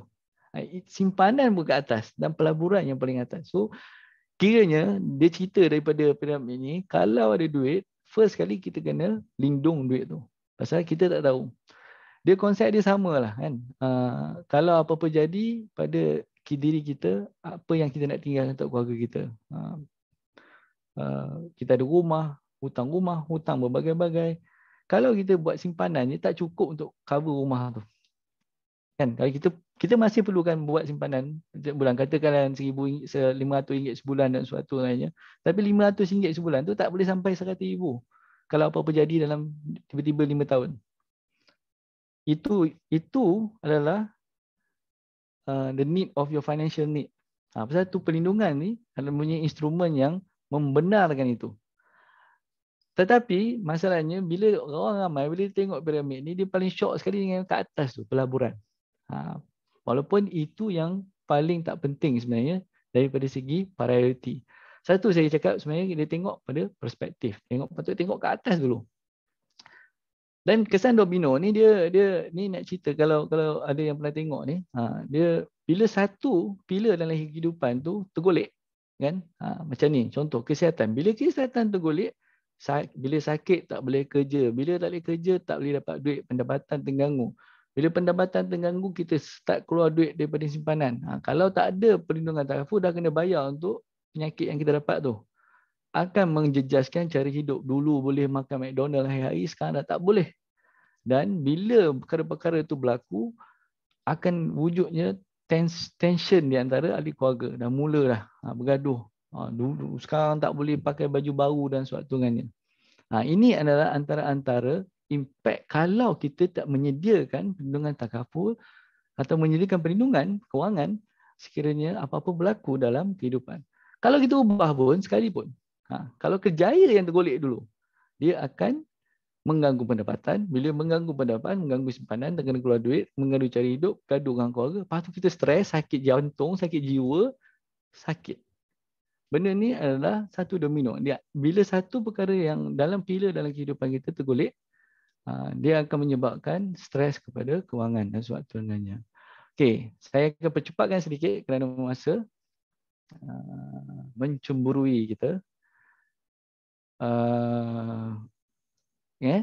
Takaful kunci pengurusan kewangan. Yang paling penting ni sebenarnya slide lepas ni je. Yang ni yang saya nak tunjukkan. Antara soalan-soalan yang selalu ditanya, berapa yang saya patut dapat? Saya ambil untuk perlindungan takaful. Berapakah perlindungan takaful yang seseorang perlukan? Dia tak ada fast rule, dia tak ada apa tu yang satu undang-undang atau peraturan yang menunjukkan memang kena ambil banyak ni. Tapi kita bagi guiding principle. Satu, untuk perlindungan pendapatan, kalau apa-apa jadi, tadi kita bincang tadi kan, kalau apa-apa jadi dekat saya nak tinggalkan berapa untuk keluarga saya. Saya bekerja hari-hari untuk mendapat duit supaya saya dapat memberikan yang terbaik kepada keluarga kan. Beli rumah, beli kereta, bayar rumah dan bayar elektrik dan bayar bil wifi, Netflix lah apalah bagi yang seronok tu kan. So selalunya adalah 10 kali pendapatan tahunan supaya dia boleh, kalau apa berjadi pada kita, dia boleh teruskan kehidupan untuk masa yang lebih panjang. Itu adalah guiding principle pertama. Bagi penyakit kritikal, penyakit kritikal ni ramai kat Malaysia. Kalau kat Malaysia ni 3 penyakit kritikal yang paling utama adalah heart attack, kanser dengan stroke. Penyakit sakit jantung, kanser dan stroke lah. Ini antara 3 yang paling tinggi di Malaysia. Dan selalu berlaku. Pasal kita ni memang dengan cara hidup kita, cara makan kita memang terdedah pada penyakit-penyakit ni. So perlindungan penyakit kritikal ni penting. Pasal kalau kena ni nak bayar bil hospital mahal, nak teruskan kehidupan, kadang-kadang bila penyakit kita tak boleh kerja lagi, kita perlukan sedikit wang untuk memastikan kita boleh melalui episod tu kalau terjadi. So selalunya kalau untuk penyakit kita, the guiding principle 5 kali pendapatan tahunan. Persaraan lebih kurang 20% daripada pendapatan bulanan, dan bagi anak-anak untuk ada pelan pendidikan 5% daripada pendapatan bulanan. Ini adalah sedikit sebanyak kenapa perlindungan pendapatan, apa yang terdiri, kemudahan aset, apa yang paling daya. Inilah perlindungan kewangan, itulah antara yang kita selalu bincangkan. Aset selalu untuk membayar hutang dan perbelanjaan perubatan. Kita tahu perubatan ni, kos perubatan ni semakin meningkat. Kita lihat dengan pandemik COVID ni pun menunjukkan perubatan ni adalah sesuatu yang kita semua perlukan. Bagi takaful ni, secara blessing in disguise ni, bila ni berlaku, orang ramai lebih faham mengenai ini. Ini saya nak skip. Okey. Dan di situ saja saya. Terima kasih. Saya berjaya menghabiskan dalam masa walaupun overrun sikit. Saya minta maaf saya telah ambil masa. Mungkin saya boleh cerita kat sini. Tak apalah, saya tak payah ceritalah slide ni. Kita berhenti di sini dahulu. Dan saya berharap sedikit sebanyak perkongsian ini dapat memanfaatkan cikgu-cikgu. Kalau ada soalan, kita boleh tanya sekarang ke tanya di kemudiannya pun boleh. Adakah takaful memberi pesakit COVID-19? Okey. Dia tengok ini, saya sebelum kita berhenti ni, kita jawab dulu Cikgu Ting punya soalan. Dia bergantung kepada produk. Secara amnya, semua kebanyakan produk takaful ataupun insurans di luar sana mempunyai pengecualian ataupun orang panggil orang putih dia exclusion untuk pandemik. Ini termasuk COVID-19. Itulah bila kalau orang yang ambil kad perubatan atau Amerika kebanyakannya tidak memberi perlindungan bagi COVID-19 kalau sakit COVID-19. Tapi ada juga yang ada. Ada satu dua syarikat yang ada. Tapi ramai juga banyak syarikat sekarang ni memberi bantuan secara sukarela bagi membantu orang ramai mengenai yang melalui COVID-19 ni. Itu ada. Itu antara inisiatif syarikat yang diambil. Walaupun secara amnya ada pengecualian exclusion for COVID-19. Itu saya nak bagi tahu secara jujurnya. Kita jangan cakap nanti kan orang cakap tipu, tak memberi perlindungan. Bagi untuk memberikan yang bukan ni, kita pun walaupun tak seronok kita bincangkan, tapi ramai yang telah meninggalkan kita kerana COVID-19, yang meninggal kerana tidak berjaya melawan COVID-19 ni. Ada juga seperti saya katakan produk takaful yang mempunyai pengecualian exclusion for COVID-19 pandemik ni. So kalau meninggal kerana pandemik kadang-kadang tak terbayar. Tapi ada produk-produk juga yang mempunyai yang tidak mempunyai exclusion ni, pengecualian ni. FB takaful pun bukan semua produk yang tak ada pengecualian ni, ada yang ada. Tapi antara produk yang tak ada pengecualian ni adalah produk FWD Kasih yang kami telah wujudkan bagi golongan yang berpatan-patan 5,000 ke bawah. Sekiranya masuk wad kerana COVID-19, adakah insurans takaful membayar allowance hospital? Dia ada dua kan? Okay. Dan ni nanti Wan Intan akan cerita sedikit sebanyak mengenai jenis-jenis produk yang berbeza. Bila kita cakap pasal takaful untuk perubatan ni ada dua. Satu, dia bayar kos perubatan. Itu yang kita panggil kad perubatan tu. Ada yang lagi satu dia panggil hospital cash benefit ataupun manfaat kewangan harian. So saya tak tahu yang allowance hospital ni yang mana satu yang secara spesifik yang diberi. Yang seperti saya katakan, kalau kad perubatan tu secara hampir ke semua syarikat tak memberi tak memberikan perlindungan tu lah secara dasarnya. Tapi dia orang memberikan skim-skim yang ataupun special arrangement yang memberi sedikit bantuan bagi ini. Kalau terkena tu dia ada bantuan sementara. Sementara kita tengah melawan pandemik ni, dia ada tu. Ada memberi bantuan-bantuan sementara lah. Semoga harap-harap nanti as we go along, banyak syarikat takaful sedang melihat bagaimana untuk memberikan produk-produk spesifik pandemik seperti COVID. Itu masih lagi dalam apa tu bincangan. Tapi untuk yang daily cash benefit tu ada yang bagi, ada yang tak bagi. Itu yang dia bergantung kepada produk yang diambil. Saya harap itu dapat menjawab sedikit sebanyak soalan Cikgu Ting tu. Ya. Okey, kalau tak ada apa, kita berehat dulu kita berehat dahulu. Dan di separuh masa kedua, saya punya teman seperjuangan saya, tag team saya, Wan Intan akan bersama-sama dengan cikgu menceritakan lebih dalam mengenai produk-produk takaful yang mungkin lebih relevan dengan apa yang Cikgu Ting tanya, supaya kita faham apa jenis-jenis takaful, apa soalan perspektif mengenai takaful atau proses-proses yang berkenaan takaful, dan juga antara inisiatif-inisiatif yang kami ambil untuk memperkasakan orang ramai melalui perlindungan takaful tidak tanpa mengira siapa mereka. Di golongan kurang upaya, golongan bertembalan rendah atau bertembalan tinggi, ataupun yang upaya dan kurang upaya. Dengan itu saya pass balik kepada Farhana.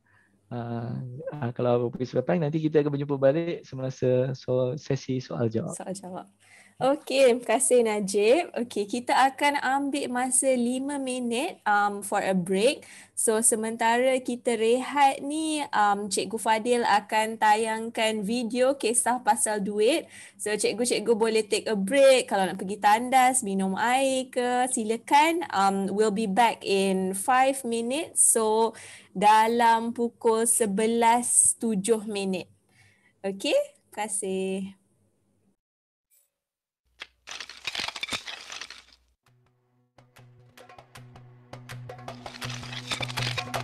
Apabila Nabi Muhammad SAW berhijrah dari Mekah ke Yathrib, Madinah ditubuhkan melalui perjanjian dengan kaum Muhajirin yang berhijrah dari Mekah dan kaum Ansar iaitu penduduk Yathrib. Perjanjian ini dikenali sebagai Piagam Madinah. Ada 47 fasal yang menggariskan hak dan tanggungjawab ahli masyarakat Madinah. Macam kita punya perlembagaan, ada beberapa fasal yang menyentuh keperluan perlindungan bersama atau yang kita kenali sebagai konsep takaful pada zaman sekarang ini. Konsep-konsep ini disebut dalam fasal 12, 15, 19, 21 dan 24. Sistem ini mencerminkan bentuk takaful. Sebagai contoh, sistem akilah adalah sistem yang berteraskan konsep bertanggungjawab dalam kalangan ahli-ahlinya. Ikut sistem ini, setiap ahli akan menyumbang kepada tabung kewangan bersama yang dikenali sebagai kunz. Semua pungutan dan caruman dibayar oleh ahli mengikut tempoh yang dipersetujui. Dalam kitab Sirah Ibn Hisham juga ada direkodkan akad mualah di mana penjamin membuat pembayaran denda diyat atas jenayah yang dilakukan oleh seseorang yang tidak diketahui atau tiada waris dan keturunan selain daripada sistem Al-Qasamah iaitu sistem bayaran pampasan kepada keluarga mangsa apabila penjenayah tidak dapat dikesan atau kekurangan bukti. Ada satu lagi bentuk takaful masa itu iaitu kontrak daman dan kafalah. Semasa pemerintahan Khalifah Umar, jenis takaful marin pun telah diwujudkan. Apabila tamadun dan empayan Islam merosot, konsep takaful pun turut tenggelam dan hilang bersama. Bila tamadun Islam jatuh dan Renaissance atau zaman pencerahan di barat bermula, sistem insurans diperkenalkan pada kurun ke-15 dan menjadi satu-satunya sistem perlindungan di seluruh dunia selama lebih 500 tahun. Pada tahun 1979, Sudan, sebuah negara yang kecil, telah mempelopori sebagai negara pertama yang memperkenalkan sistem takaful di negara mereka. Selepas Sudan, Luxembourg pada tahun 1983 telah memperkenalkan takaful, diikuti pula oleh Britain dan Australia. Di Asia, Malaysia adalah negara pertama memperkenalkan takaful pada tahun 1985 melalui Akta Takaful 1984. Langkah ini diikuti oleh negara Brunei dan Indonesia pada tahun 1993 dan 1994. Konsep takaful ialah saling bertanggungjawab, saling bekerjasama dan saling membantu untuk melindungi satu sama lain. Premium yang dibayar bukan semata-mata untuk kita seorang, tetapi tabungan bersama-sama untuk kegunaan mereka yang memerlukan. Ada banyak jenis dan produk takaful yang ada di Malaysia dan yang paling popular ialah skim perlindungan keluarga. Cuba buat mental list. Apa lagi produk takaful yang kita ada di Malaysia sekarang?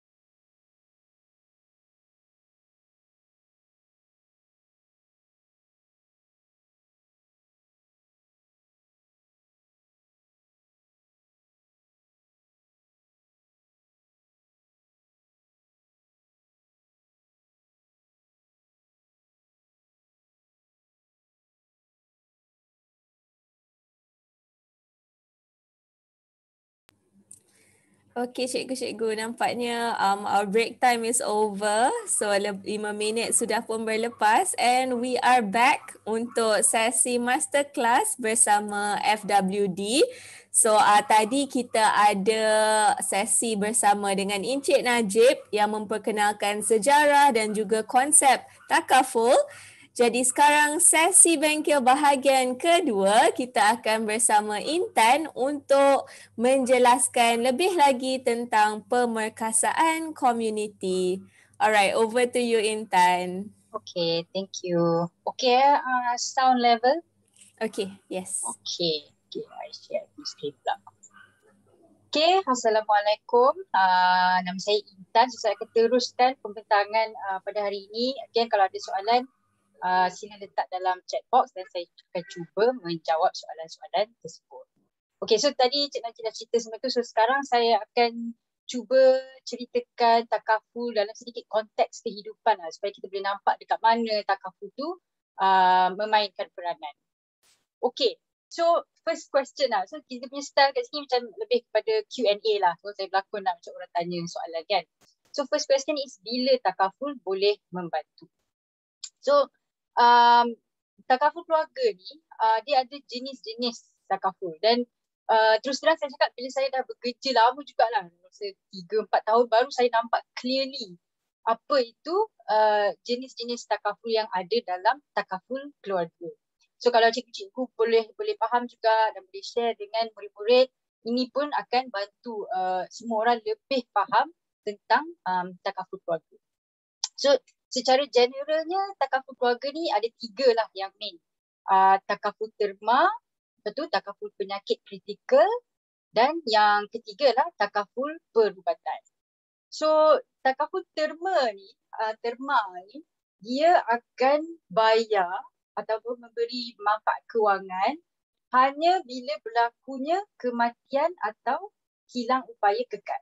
So sebagai contoh, orang ambil takaful terma ni supaya katalah saya seorang ibu lah, tak apa, kerja bapa kan. Sebagai parents, bila berlakunya kematian ataupun hilang upaya kekal kepada ibu bapa, dan akan hilanglah punca pendapatan tu. So manfaat kewangan yang dapat daripada takaful terma ni akan dapat membantu kehidupan anak-anak semua tak terjejas sebab duit akan adalah. So itu takaful terma. Takaful penyakit kritikal ni pula seperti the name suggest, duit daripada tabung tadi tu yang ramai-ramai letak duit dalam tu hanya akan dibayar jika berlakunya diagnosis untuk penyakit kritikal seperti kanser, sakit jantung dan lain-lain. So again, orang ambil takaful penyakit kritikal atau menyertai skim takaful penyakit kritikal untuk make sure adanya bantuan kewangan jika salah seorang pencarung atau peserta itu menghidapi penyakit kritikal. So kalau bila situasi di mana pergi hospital dapat diagnosis kanser ke, dan akan bayarlah duit daripada tabung. Jenis takaful yang ketiga pula adalah takaful perubatan. So takaful perubatan ni pun ada terbahagi kepada dua juga. Takaful perubatan yang jenis yang menanggung kos perubatan ataupun memberi allowance kemasukan hospital. Dan kadang-kadang companies atau takaful operator ni bila kita design produk, kadang-kadang kita tengok kita boleh offer kos perubatan dan allowance kemasukan hospital atau salah satu.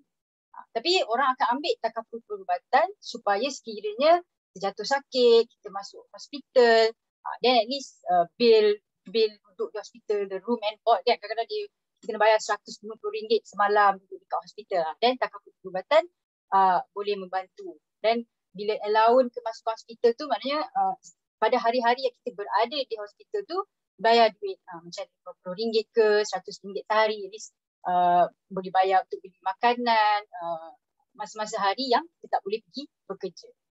So dekat sini sebenarnya selalu berlaku kekeliruan. Kadang-kadang kita atau orang yang ambil ni, saya pun dululah masa saya dulu, saya pun tak sure sebenarnya apa takaful yang saya ambil. Saya ingat kalau saya ambil takaful settle semua, tapi tak. So macam dalam contoh yang saya tulis ni, okay, Intan sayalah melanggan takaful terma. Okay. So bila saya meninggal dunia nanti, sejumlah wang daripada tabung takaful terma tu akan dibayar kepada keluarga saya lah. Tapi kalau saya ambil takaful terma, lepas tu saya masuk hospital, saya tak boleh nak expect takaful terma tu akan beri saya manfaat kewangan. Sebab itu bukan purpose ataupun fungsi takaful terma. So selalunya saya guna juga analogi macam vitamins kan. Vitamin ni baik, tapi banyak ada jenis-jenis vitamin. Vitamin A, vitamin B, vitamin C dan semuanya ada fungsi-fungsi yang berbeza. So itu sedikit mengenai jenis-jenis perlindungan dalam takaful keluarga. Ada soalan ke? Tak ada Okey. Okey, lagi satu soalan yang kita orang selalu dapat ni is, betul ke kena sumbang untuk takaful ni berterusan? Bukan sekali je. Okay, jawapan dia adalah betul.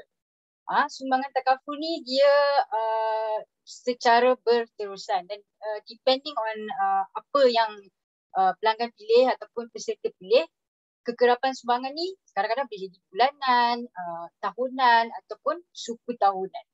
Dan sumbangan takaful ni perlu dilakukan sepanjang tempoh perlindungan. So inilah yang selalu juga orang kadang-kadang tak perasan atau silap faham. Ingat bayar sekali dah settle. Tapi kena tengok whether kekerapan sumbangan tu bulanan ke, tahunan ke, suku tahunan. Orang suka ambil bulanan sebab dia taklah banyak, sebab bahagi 12 kan. Kalau tahunan tu kadang-kadang perit sikit lah. So contoh macam saya ambil takaful terma masa saya umur 40 tahun. So tempoh perlindungan saya tu saya nak ambil sampai saya umur 60 tahun. So maknanya 60 ke 40, 20 tahun. So saya kena make sure saya bayar, saya sumbang, bukan bayar lah, saya sumbang kepada takaful itu sepanjang tempoh perlindungan itu. Okey. Next, soalan yang saya selalu juga dapat. Apa jadi kalau berhenti menyumbang? Okay. So kalau berhenti menyumbang, maknanya tiada lagi bantuan kewangan jika ditimpa musibah selepas kita dah berhenti menyumbang tu. So saya suka guna contoh pasal konsep takaful ni kan, macam Cik Najib cakap tadi.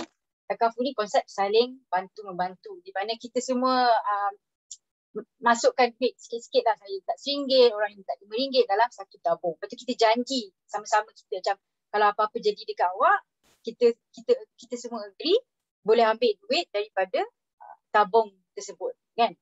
So dia sama macam konsep kalau dalam Islam macam berjemaah lah, solat berjemaah. So semua orang ada dalam saf tu. So kalau kita keluar daripada saf tu, maknanya kita tak solat jemaah lagi dah lah kan. So sama juga dengan takaful. Mula-mula kita dalam tabung tu ramai-ramai kita letak duit dalam tu, kita cakap kita akan tolong each other kalau apa-apa jadi kepada awak, kita agree ambil duit daripada tabung ni. So bila kita berhenti menyumbang ke dalam takaful tu, kita dah tak bersama dengan kawan-kawan kita yang lain yang mencarum dalam tabung tu. So kalau apa-apa jadi dekat kita lepas kita keluar daripada penyertaan itu, dan tiada lagi bantuan lah yang boleh diambil daripada tabung tersebut. Okay. Seterusnya, ini juga lagi satu soalan yang kita orang selalu dapat. Apa jadi dengan sumbangan saya kalau tiada musibah menimpa saya? Okay. Berita baiknya pertama, alhamdulillah tak ada apa-apa jadi kepada kita lah, atau saya dalam situasi ini. So apa jadi dengan duit yang saya dah sumbang setiap bulan selama berpuluh-puluh tahun tu? So berita baiknya adalah sumbangan itu digunakan untuk membantu orang lain yang ditimpa musibah. So dalam contohnya, Intan ni berumur 40 tahun macam tadi kata menderma ke dalam tabung itu. Sepanjang Intan letak duit dalam tabung tu, alhamdulillah tak ada apa-apa jadi kepada Intan. Namun Suhaila tu seorang orang lain yang menabung juga ataupun menyumbang ke dalam tabung takaful tu meninggal dunia. So duit yang saya sumbang, peserta-peserta lain sumbang akan digunakan untuk membayar manfaat kepada keluarga Suhaila. So anak-anak Suhaila, suami Suhaila, semua dapat meneruskan kehidupan sebab kita semua ramai-ramai letak duit dalam tabung tersebut. Okay. And ini sebenarnya sangat-sangat penting. Okay, sebab apa yang akan berlaku kepada keluarga yang tak ada takaful keluarga. Kan? So bayangkanlah kepada keluarga yang tak ada takaful tu. Katalah ayah dia meninggal dunia. Dan nanti ibu dia pula susah kena cari duit sebab sekarang dulu ada bapak dia untuk pergi cari duit. Sekarang tiba-tiba mak dia yang duduk kat rumah sama ni masak, tiba-tiba kena pergi cari duit untuk bayar bil, untuk make sure anak-anak semua pergi ke sekolah. Dan kalau menghidapi penyakit juga sama juga. Bila sakit kita kena bayar bil perubatan. Tapi makan, minum, bil semua masih perlu berjalan. Kan? Dan kadang-kadang inilah yang menjadi punca tekanan ataupun tekanan mental lah. Bila kita dah tak ada duit sangat, kita stres, kita kena bayar hutang. Kadang-kadang kita pergi cari aloh, kita pergi minta duit dengan kawan-kawan dan kawan-kawan pun tak nak tolong. Dan ini sedikit sebanyak membuatkan kehidupan lebih mencabar dan merosakkan perjalanan kehidupan masa depan anak-anak selepas kita. Sekarang pun undang-undang kita wajib buat penamaan untuk takaful terbang. Sekarang ni penamaan untuk takaful tidak wajib. Tapi inilah masalah dia. Sebenarnya mungkin bagus kalau diwajibkan. Orang selalu terlupa untuk buat penamaan. Dia excited tu tak. Dia lupa nak buat penamaan dia, macam nak fikir lepas ni ke apa ke. So lupa. Ini sebenarnya masalah yang sangat relevan lah dalam industri takaful ni. Sebab bila berlaku kematian, kalau kita tak buat penamaan, benda tu jadi lambat. Sebab nanti anak atau isteri akan buat tuntutan kat isi borang. Kita kena buat banyak checking di belah pihak takaful untuk make sure betul orang ni anak and verify semua relationship sebelum kita bayar duit tu kepada waris. So kalau you buat penamaan, dia akan jadi hibah. Dia akan bagi hadiah kan. So takaful, syarikat takaful macam dah ready. Oh, awak dah hibahkan, awak dah ready, awak dah cakap awak nak hibahkan manfaat takaful ini kepada A. So bila berlakunya tuntutan, terus kita akan bayar kepada A. Okay, terima kasih Cikgu Aiching kerana highlight point itu. Okay, so sekarang juga takaful ni, so kita dah tahu ada jenis-jenis takaful kan, takaful terma, takaful penyakit kritikal, takaful medical, perubatan. Dan kita juga beruntung berada dalam zaman ini, zaman abad ke-21 ke 20. Di mana sekarang ini semakin mudah untuk kita dapat akses kepada perlindungan takaful. Kita ada, you boleh jumpa ejen bagi dia explain apa itu takaful, produk apa yang sesuai dengan you, ataupun boleh pergi ke bank. Bank pun ada juga mempromosikan produk takaful. Dan sekarang juga semua pun dah jadi digital, tak susah nak keluar nak jumpa orang. Kita juga boleh mengambil takaful di atas talian. So sekarang ni cuma isu nak tak nak tu saja. Takaful tu mudah untuk didapati. Di FWD takaful pula kita orang pun sedar lah. Macam sekarang ni keadaan perlindungan takaful di Malaysia ni tidaklah memberangsangkan. Macam kita tahu jadi takaful dah berada di bertapak di Malaysia sejak tahun 1985 lagi. Tapi sekarang dah tahun 2020, hanya 17% sahaja rakyat Malaysia yang melanggar takaful. So 17% tu maknanya daripada setiap 10 orang yang kita jumpa tu, 2 je yang akan okey lah kalau berlaku kematian atau penyakit secara tiba-tiba. Lagi 8 orang tu mungkin akan mengalami masalah kewangan dan tekanan dan semua-semuanya itu. Ikut pemahaman, kalau kita letak penamaan dan seterusnya kita nak tukar jantung, kita perlu dapat persetujuan calon awal itu. Syarat ini masih kuat kuasa. Ya, saya pun ingat ada rule ini, tapi saya tak ingat whether syarat ini masih berkuat kuasa. Saya akan tulis soalan ini dan saya akan dapatkan jawapan yang betul untuk bagi kepada Cikgu Aicin ya. Okey. So di mana saya tadi? So 8 seperti saya cakap tadi. 8 daripada 10 orang akan mengalami masalah kewangan dan kesukaran hidup. Sebab itulah kami di FWD takaful ni cuba untuk mengubah trend ni yang macam tak bergerak-gerak ni in terms of pengambilan takaful dengan melaksanakan program-program macam ni lah.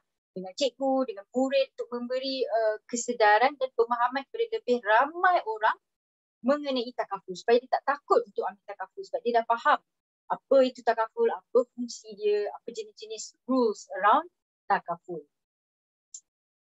Tapi kadang-kadang bila orang dah faham ni juga, dia pun rasa macam okeylah saya faham takaful ni bagus, boleh buat ni, tapi mahal untuk saya. So dekat FWD takaful ni bukanlah nak menjual sekadar berfungsi, tapi kalau bermanfaat dan rasa gerak nak ambil, alhamdulillah lah. Of course Najib shared some rules tadi kan, kita tak ambil 10 kali gaji and 5 kali ganda gaji untuk penyakit kritikal. Tapi di saat-saat yang getir macam sekarang ni, ada juga satu konsep di mana kita ambil tahap yang kita boleh afford kan. Macam kita nak beli kereta, kadang-kadang kita perlu kenderaan. Kita tak mampu beli kereta, so kita beli motor. Sama juga macam takaful. Kita semua perlu perlindungan. Tapi kita cannot afford to get perlindungan sampai 1 juta, 2 juta. So kita ambil range yang kita boleh ambil. So di FWD takaful kita ada membangunkan satu produk yang kita panggil produk micro takaful, mikro takaful. Di mana kita kecilkan nilai pampasan itu, kemanfaat itu kepada bite size. Supaya kita boleh afford, mampu milik. So di bawah FWD takaful kasih ni, lagi muda yang ambil, of course secara general ni, ini takaful lagi muda you masuk, lagi murah. Sebab keberangkalian untuk sakit atau meninggal tu rendah lagi masa tu. So FWD takaful ni adalah plan micro takaful kita yang kalau you nak carum RM2 sebulan pun boleh. Mampu, you boleh buat. Dan you akan dapat manfaat sehingga RM40,000. Dan kalau berlaku pula kematian sebab kemalangan, kita akan duit daripada tabung tu ataupun wang manfaat tu akan dilipat kali gandakan sebanyak 2 kali. So RM80,000. Dan seperti yang saya cakap tadi, ikut umur. Itu lagi satu konsep mendidik takaful, di mana lagi muda you masuk, lagi murah ataupun lagi rendah tahap caruman yang perlu dibuat. Okey. So itu dari segi mampu milik. Kita sedar lebih ramai orang perlukan takaful, so kami cuba untuk membantu. Itu dari segi mampu milik. Tapi at the same time kami juga sedar bukan sahaja orang yang kurang kemampuan yang memerlukan perlindungan takaful. Orang-orang kurang upaya juga perlukan perlindungan takaful kan. Orang-orang yang ada masalah penglihatan, masalah pembelajaran, masalah fizikal, mereka juga perlukan perlindungan takaful. Tapi Malang ni sekarang ni tak berapa banyak produk ataupun perlindungan takaful yang sedia ada untuk golongan ini. So di FWD kami juga cuba untuk membantu golongan ini dan kami sudah membangunkan produk FWD Special Care Direct. Produk ni khas untuk keluarga-keluarga ataupun ibu bapa yang mempunyai anak yang menghidapi autism spectrum, yang berada di autism spectrum disorder ataupun mengalami sindrom Tourette ataupun ADHD. Sebab kami betul-betul percayalah yang setiap orang perlu ada perlindungan takaful, because kita tak tahu apa yang akan berlaku kepada kita along the way, itu satu. Dan kita semua ni akan meninggalkan dunia pada satu masa yang akan datang, dan kita perlu make sure lah orang-orang yang kita tinggalkan tu berada dalam keadaan yang okey. So kalau kita nak tahu lah ataupun cikgu nak lebih lagi material mengenai takaful, dengan kerjasama Arus Academy, kami juga telah membangunkan satu portal, itu portal Fund for Life. Kat sana ada lebih banyak lagi material-material mengenai takaful dan juga idea-idea lah cikgu terapkan dalam pembelajaran. Okey, itu saja part saya dari berjaya mencepatkan juga. Okey, sekejap saya cek ada soalan lagi. Penamaan yang sebenarnya saya beli insurans sebab pengendali bayaran setiap bulan, bukan beli rumah. Maybe Cikgu Acing nak turn on mic juga, kita boleh dengar sikit dengan lebih lanjut soalan yang Cikgu Acing nak tanya ni. Selamat pagi, dengar tak? Dengar. Okey, soalan saya ialah berkaitan dengan penamaan. Okey. Saya difahamkan kalau saya beli insurans yang takaful macam takaful terma lah kan. Jadi saya terangkan insurans yang saya beli. Okey, boleh. Yang saya beli adalah dia macam 3-in-1. Dia ada penyakit, dia ada untuk cover untuk kemalangan juga. Dan kalau kita dia ada perubatan juga. Kalau kita masuk ke hospital, kalau katalah dia ada bayaran ikut per night macam itulah. Right. Room and board kan dipanggil. So tak apa. So itu polisi yang saya nak belilah. Yang penting ialah waktu nak beli itu, ejen itu beritahu saya kalau kata, sebab kita ada tema kita risaukan, kalau kata once kita meninggal, untuk kita nak mudahkan, nak uruskan kita punya benda, kita kalau ada satu insurans takaful, mereka boleh cepat-cepat dapat duit untuk pergi urus semualah kan. So kita pun fikirkan nak letakkan satu penamaan untuk khas polisi ini. So dia beritahu saya polisi kalau kita letak macam ni, contohlah saya letak A sebagai penama, lepas tu saya dah salah kan, kalau saya beli saya letak A.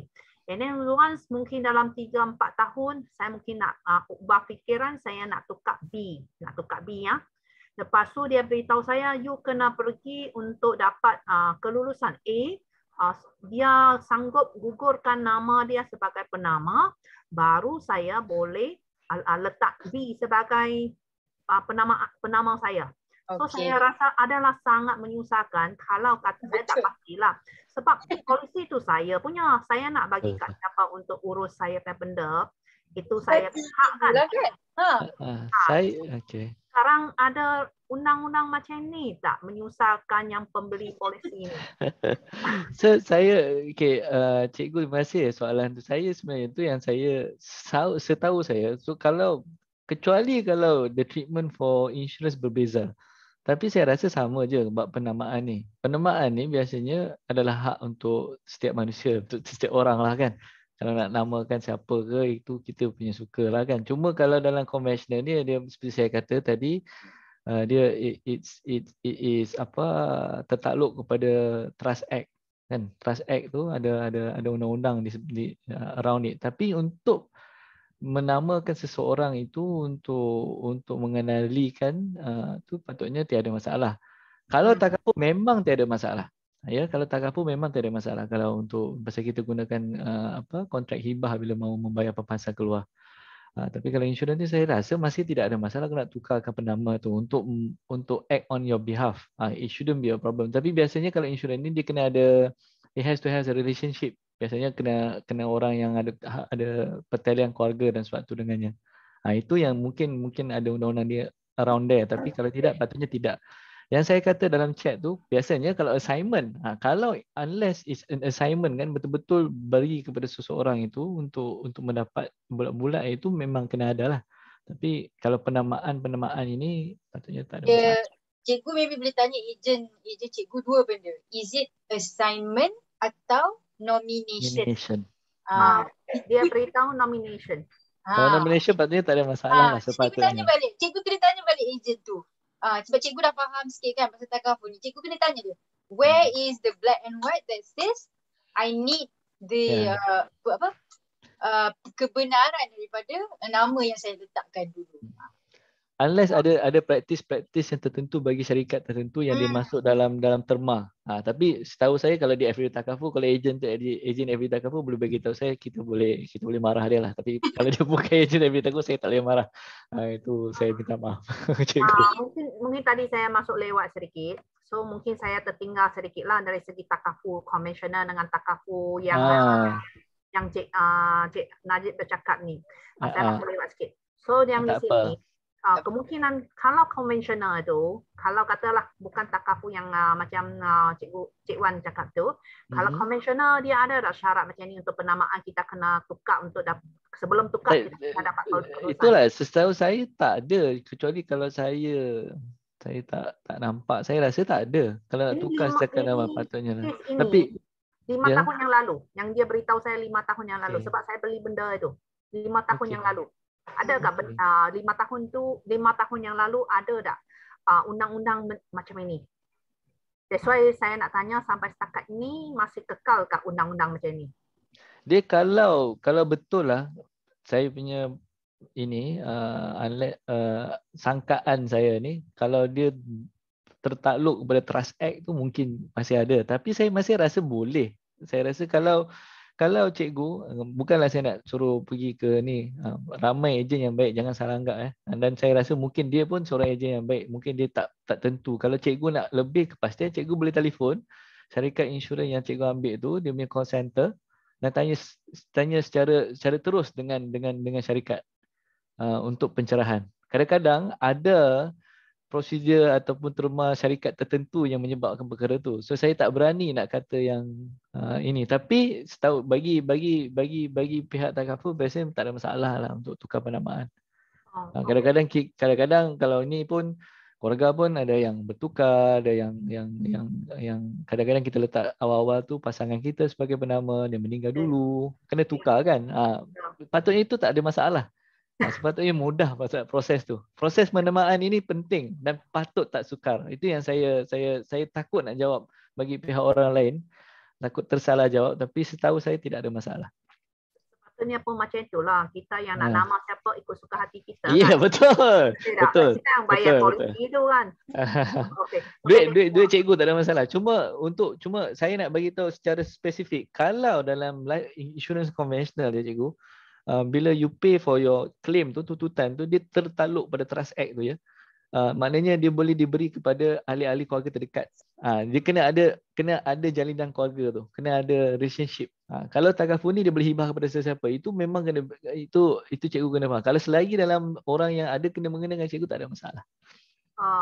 Tapi yang sebelum tu saya nak beri penamaan tu pun ahli keluarga juga. Tak ada masalah. Shouldn't be a problem. Mungkin dia bagi info yang lain daripada lain lah. Okay. Tak sure ataupun betul lah kena check dengan proses syarikat tu sendiri.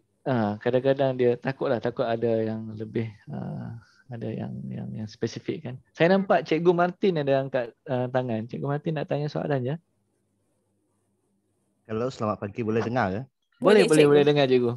Okey, ini soalan sebenarnya dari kawan saya ni, bukan dari saya. Jadi saya bagi pihak. Okey, jadi yang pertama adalah soalan dia berbunyi begini. Ada tak syarat wajib bagi hibah bagi sesuatu harta penuh bagi seseorang pemilik lah. Okey, yang keduanya, berapakah nilai ataupun ada nilai tak dari segi peratusan ke ataupun apa hibah itu diberi kepada orang waris lah ataupun warisi jika dia meninggal dunia. Okey, itu saja. Terima kasih. Cikgu Martin, kalau saya minta maaf, boleh tak ulang soalan pertama tu? Soalan pertama tu saya masih cuba nak memahami apa dia soalan pertama tu? Okey, soalan pertama ialah ada tak syarat wajib? Jika ada apa? Okey, sesuatu hibah tu. Okey. Ya. Okay. So kalau dalam takaful ni kita gunakan kontrak hibah kan. Sebenarnya kontrak hibah tu kalau dalam ni spesifik hibah tu hibah rubah. Hibah rubah ni Malaysia yang betul-betul ambil lah. Yang tempat lain kita tak kira. Dan dia spesifik hanya untuk takaful. Untuk hibah-hibah lain tak boleh. Kalau nak hibah rumah ke, yang tu tak boleh. Hibah tuntutan takaful sahaja yang dibenarkan menggunakan hibah rumah mengikut undang-undang kewangan Islam under Islamic Financial Services Act tu. Dibenarkan oleh Majlis Penasihat Syariah Bank Negara Malaysia. Ya. Kalau katakan saya nak hibah pasal hibah rubah ni, di satu-satu hibah yang special di mana kita boleh hibah dengan syarat. Hibah rumah tu maksudnya hibah bersyarat. Biasanya hibah ni dia tak boleh ada syarat. Macam saya nak bagi Intan kereta saya. Kalau apa-apa jadi kat saya bagi dia kereta saya kan. Gembira dia nampak, senyum. Kan? Saya kena bagi masa saya hidup. Itu nombor satu. Dan bila saya bagi, saya tak boleh ambil balik. Saya bagi Intan hibah, saya bagi kereta saya kat Intan, Intan ambil lah kereta tu dah, dia tak boleh ambil balik. Saya tak boleh ambil balik. Saya boleh ambil balik hibah yang saya berikan kepada seseorang dalam Islam hanya kepada anak saya. Kalau saya hibahkan kereta pada anak saya yang masih belum boleh bawa kereta tu, saya boleh ambil balik. Okay, itu konsep hibah secara general. Tapi dalam takaful spesifiknya kita gunakan hibah bersyarat ni, kita dah set syariat kalau saya meninggal, duit yang saya hibahkan kepada orang yang saya namakan itu.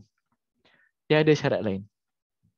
Saya boleh bagi sesiapa, saya nak bagi tiba-tiba saya nak bagi Intan ataupun saya nak bagi anak saya. Saya ambil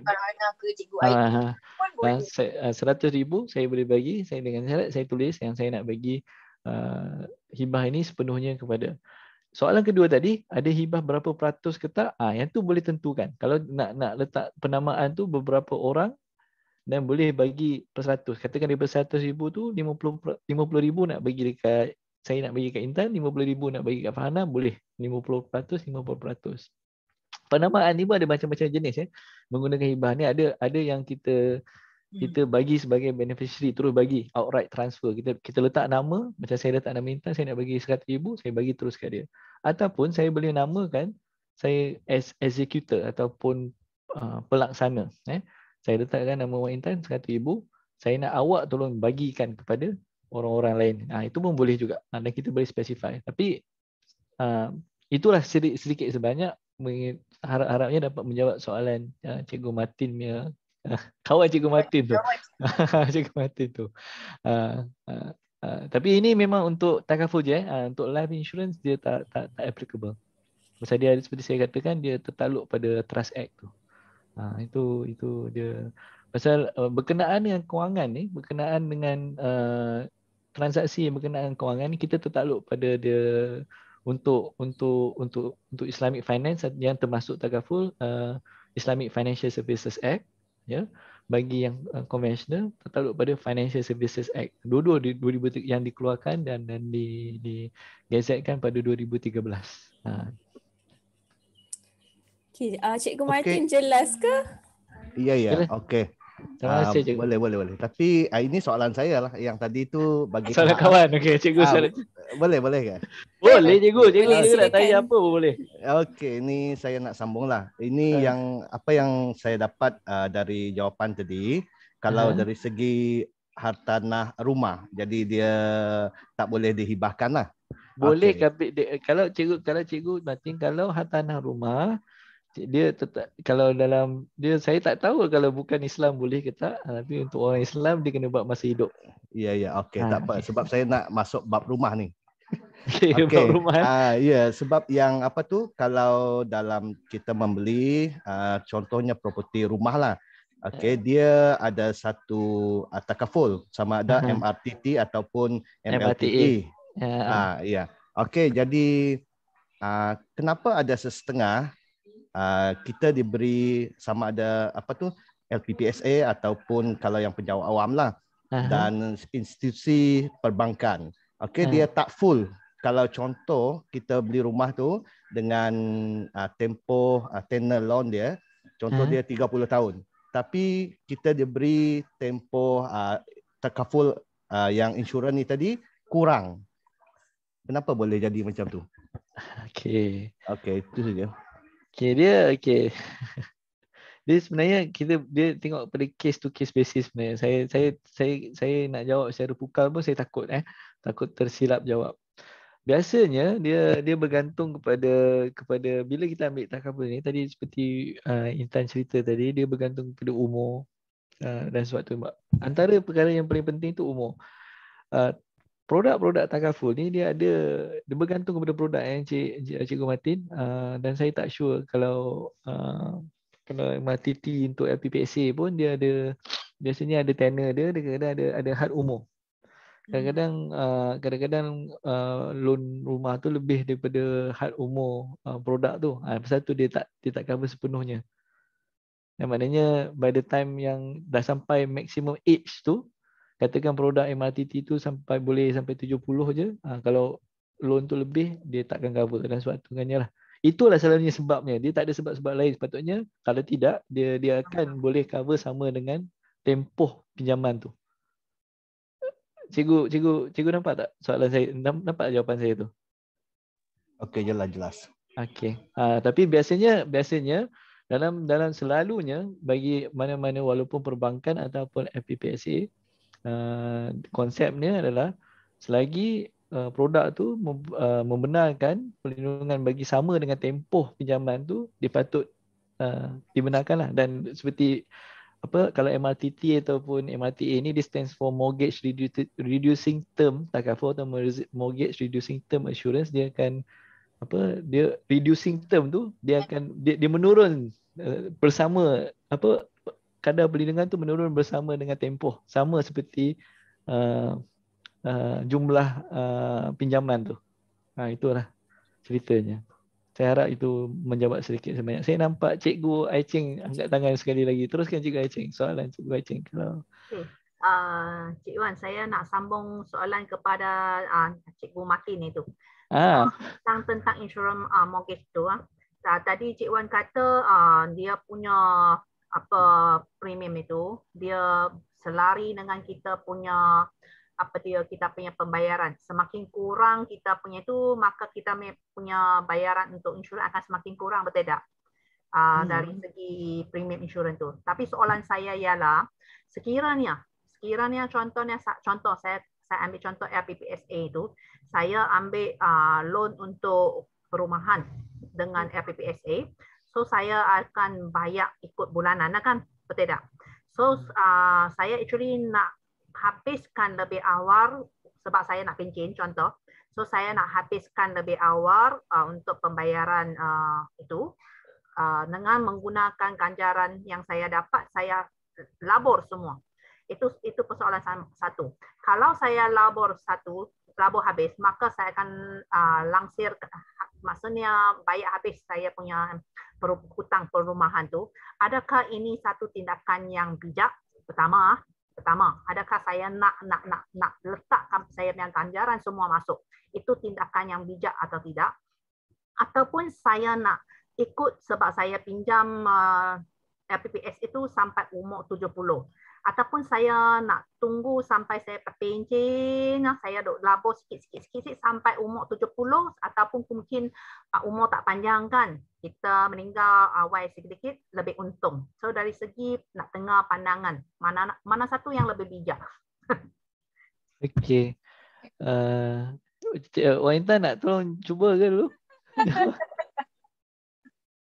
Dia ni pandangan saja ya, pandangan saja.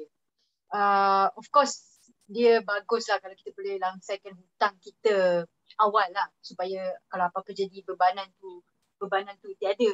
Tapi kalau kita dah ambil perlindungan terkabul sekali dengan loan LPPSA tu, dengan kita ada keperluan-keperluan lain dari segi kewangan, untuk address dulu pun boleh jugalah. Sebab soalan ni agak bergantung kepada personal situation cikgu dan apa cikgu nak achieve. So saya tak berapa nak menjawab soalan tu sebenarnya. Saya pertamanya tadi saya cakap tu dia punya premium tu, dia kalau LPPSA ni dia bayar sekali sebenarnya. Sebenarnya MRTT dan MRTA di Malaysia ni dia adalah single contribution ataupun bayar sekali. Dia tak bayar bulan-bulan. Yang turun tu adalah kadar perlindungan. Bila bayar upfront tu, yang one lump sum bila ambil LPPSA tu, untuk coverage tu dia akan menurun mengikut mengikut kadar pinjaman tu. So itu yang saya maksudkan. Dia bukan kita tak bayar bulan-bulan ni kalau MRTT atau MRTA ni. Itu untuk pemahaman lebih lanjut. Dan saya juga macam Wak Intan kata, dia bergantunglah kepada keupayaan dan ni kan, kadang-kadang lebih penting untuk ada liquid cash. So whether kalau ada simpanan yang terlebih, mungkin boleh buat belaka tu dan boleh dapat balik apa yang dibayar tu semula perlindungan.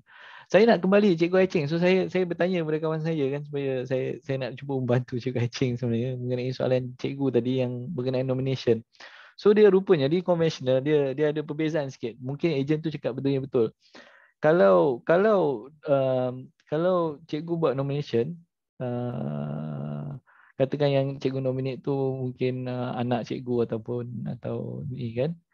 Tapi sebagai beneficiary untuk mendapat duit tu, dapat duit yang kita nak tu, katakan 100,000 tu yang cikgu ambil, katakan perlindungan 100,000 untuk terma tu, cikgu dah set dah nak bagi anak cikgu 100,000 ni. Bila seperti saya sangka kan, dia tertakluk pada Trust Act. So dia mewujudkan trust nomination bagi transaksi beneficiary ni, mana 100,000 tu akan terus pergi ke anak cikgu tanpa melalui apa-apa pergaduhan dengan adik-beradik lain atas waktu dengannya. Bila cikgu buat nomination begitu, dia jadi trust nomination dan itu perlukan consent kalau nak tukar. Because dia tertakluk pada Trust Act tu yang seperti saya sangkakan. Kalau cikgu namakan anak cikgu tu macam executor untuk mengendalikan bagi pihak cikgu, saya nominate anak saya 100,000 ni bila saya meninggal, 100,000 ni anak saya akan tolong bagi kepada adik-beradik lain, itu tak payah.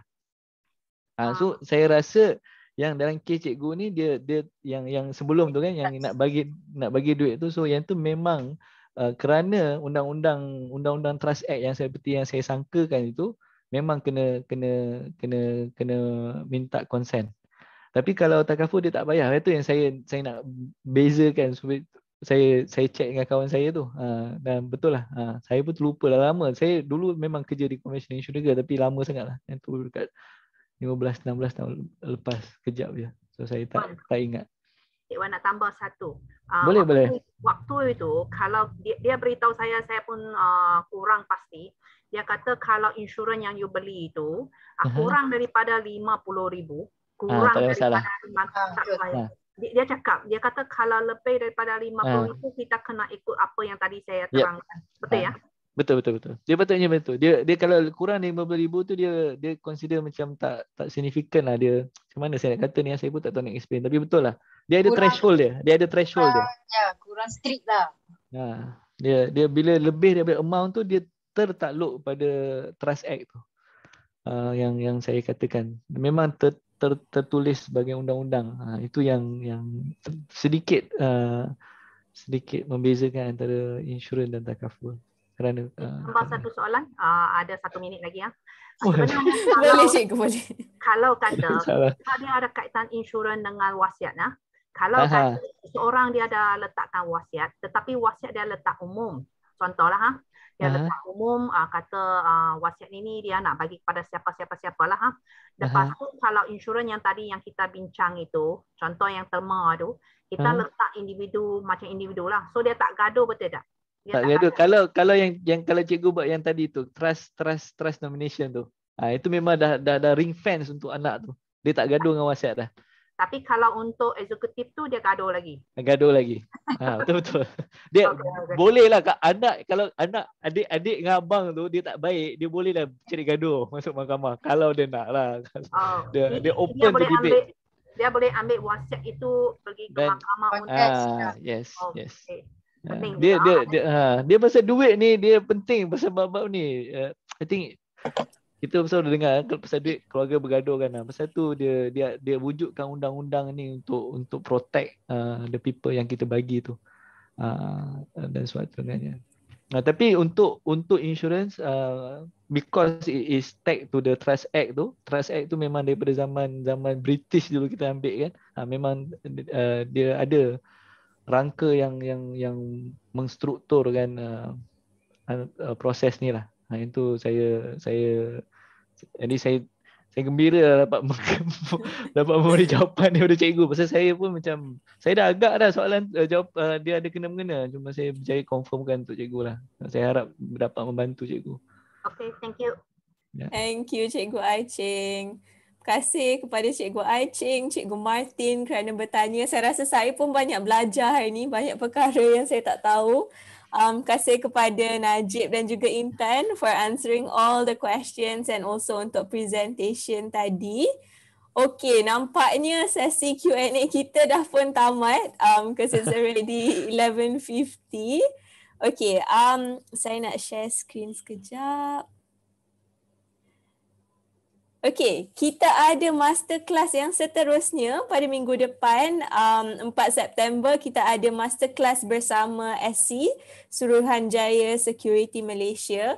So, Cikgu Fadil akan share link ni dalam chat. So, cikgu-cikgu bolehlah mendaftar untuk sesi masterclass bersama SC. Dan juga untuk sesi kita pada hari ini bersama Intan dan juga Najib, cikgu-cikgu tolong isikan borang maklum balas ni supaya kami dapat tahu what is it that we need to improve for the upcoming masterclass. Okey, mungkin kita boleh ambil masa dalam 5 minit untuk cikgu-cikgu isi borang ni. Kalau ada apa-apa masalah ke boleh suarakan dalam chat.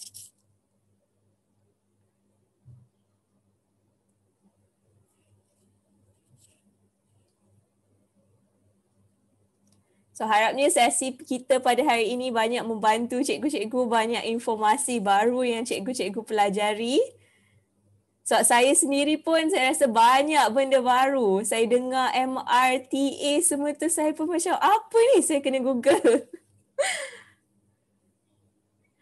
So terima kasih cikgu-cikgu untuk soalan. Okey, berkenaan dengan slides boleh Boleh. Kami akan share dengan cikgu-cikgu. Saya hantar kat Fana the latest one supaya dapat yang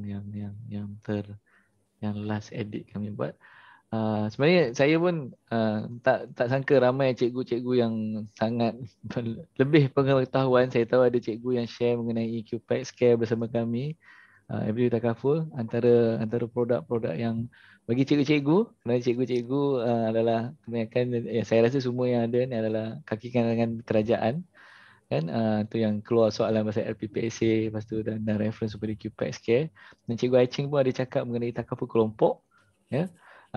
Itu adalah antara produk yang paling mampu milik, yang paling sesuai bagi cikgu-cikgu. Jangan saya sarankan kalau ada peluang ambillah supaya mendapat perlindungan yang baik pada harga yang mampu milik. Itu penting antara produk-produk QPAC Scare. ada yang memberi perlindungan medical tu kan. Teruskan kalau cikgu ada belum ambil, boleh ambil bersama dengan sahabat kami QPEX Care. Bagi cikgu-cikgu yang nak tambah, kalau apa-apa produk nak tambah apa selain daripada yang kelompok yang dengan QPEX Care, ada juga produk kami yang dengan ejen ke ataupun yang kami cerita tadi tu, FDW Kasih. Yang tu pun sangat mampu bilik juga. RM2 kalau cikgu yang muda, RM2.5 boleh dapat sebulan untuk RM10,000. Yang tu cover COVID kalau apa-apa jadi COVID pun kami bayar. So kalau ada bagi tahu kawan-kawan, family. ya. Dan kalau proses-proses tu mesti saya cerita yang seperti kita bincang ni, even for non-Muslim saya ni, satu saya kata produk takaful ni dia untuk semua, walaupun dia address the concerns of the Muslim kerana tak syariah compliant tu, tak patut syariah, tapi produknya untuk semua orang, dan kontrak hibah semua applicable kepada semua orang. So ambillah peluang, kalau rajin-rajin nak ni, bolehlah ambil. Boleh melihat apa produk-produk yang kami tawarkan. Tapi saya gembira yang bila saya kongsi hari ni, saya baca chat-chat tu ada yang bercakap pasal QPEX Care dan suatu dengannya, saya gembira ada banyak kesedaran mengenai kepentingan perlindungan takaful bersama-sama cikgu-cikgu yang kita kongsikan pada hari ini. Okay, thank you Encik Najib.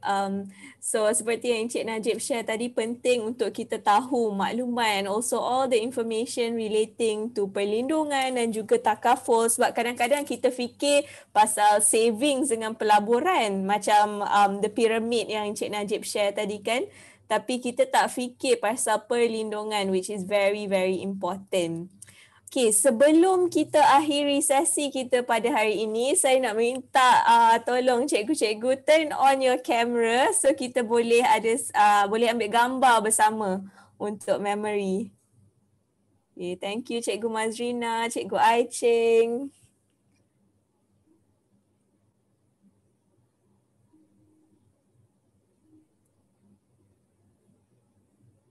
Terima kasih cikgu-cikgu kerana ambil masa pada pagi hari Sabtu untuk bersama dengan kami.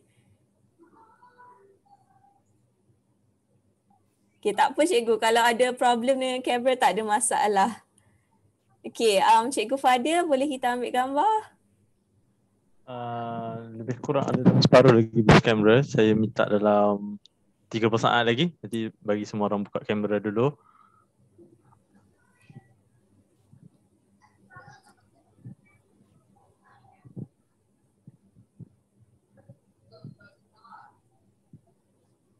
Okay, tak apa Cikgu Zamri, kami akan hantar link untuk daftar untuk masterclass yang akan datang. So cikgu-cikgu boleh ambil masa nanti untuk daftar bagi sesi masterclass bersama SC pada minggu depan. Okay, ready? 3, 2, 1. Senyum. Sekejap, satu lagi.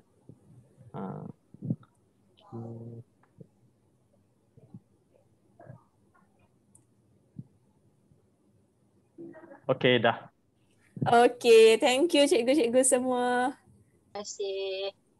Sama-sama. Terima kasih cikgu, terima kasih semua. Sama-sama. Bye. Terima kasih semua ya. Terima kasih Cikgu Ai Ching. Terima kasih.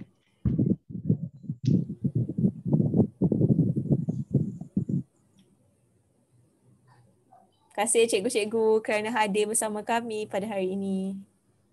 Terima kasih juga. Sama-sama Cikgu Zamri. Boleh bagi link untuk penilaian tak? Sebab saat ni telefon saya jam.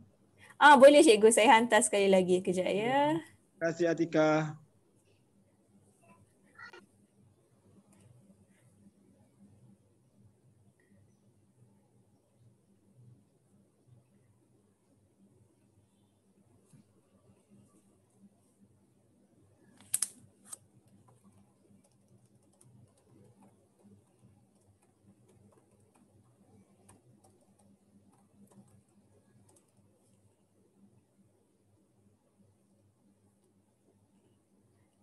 link untuk masterclass yang seterusnya dengan link untuk penilaian hari ini dah ada dalam ruangan chat.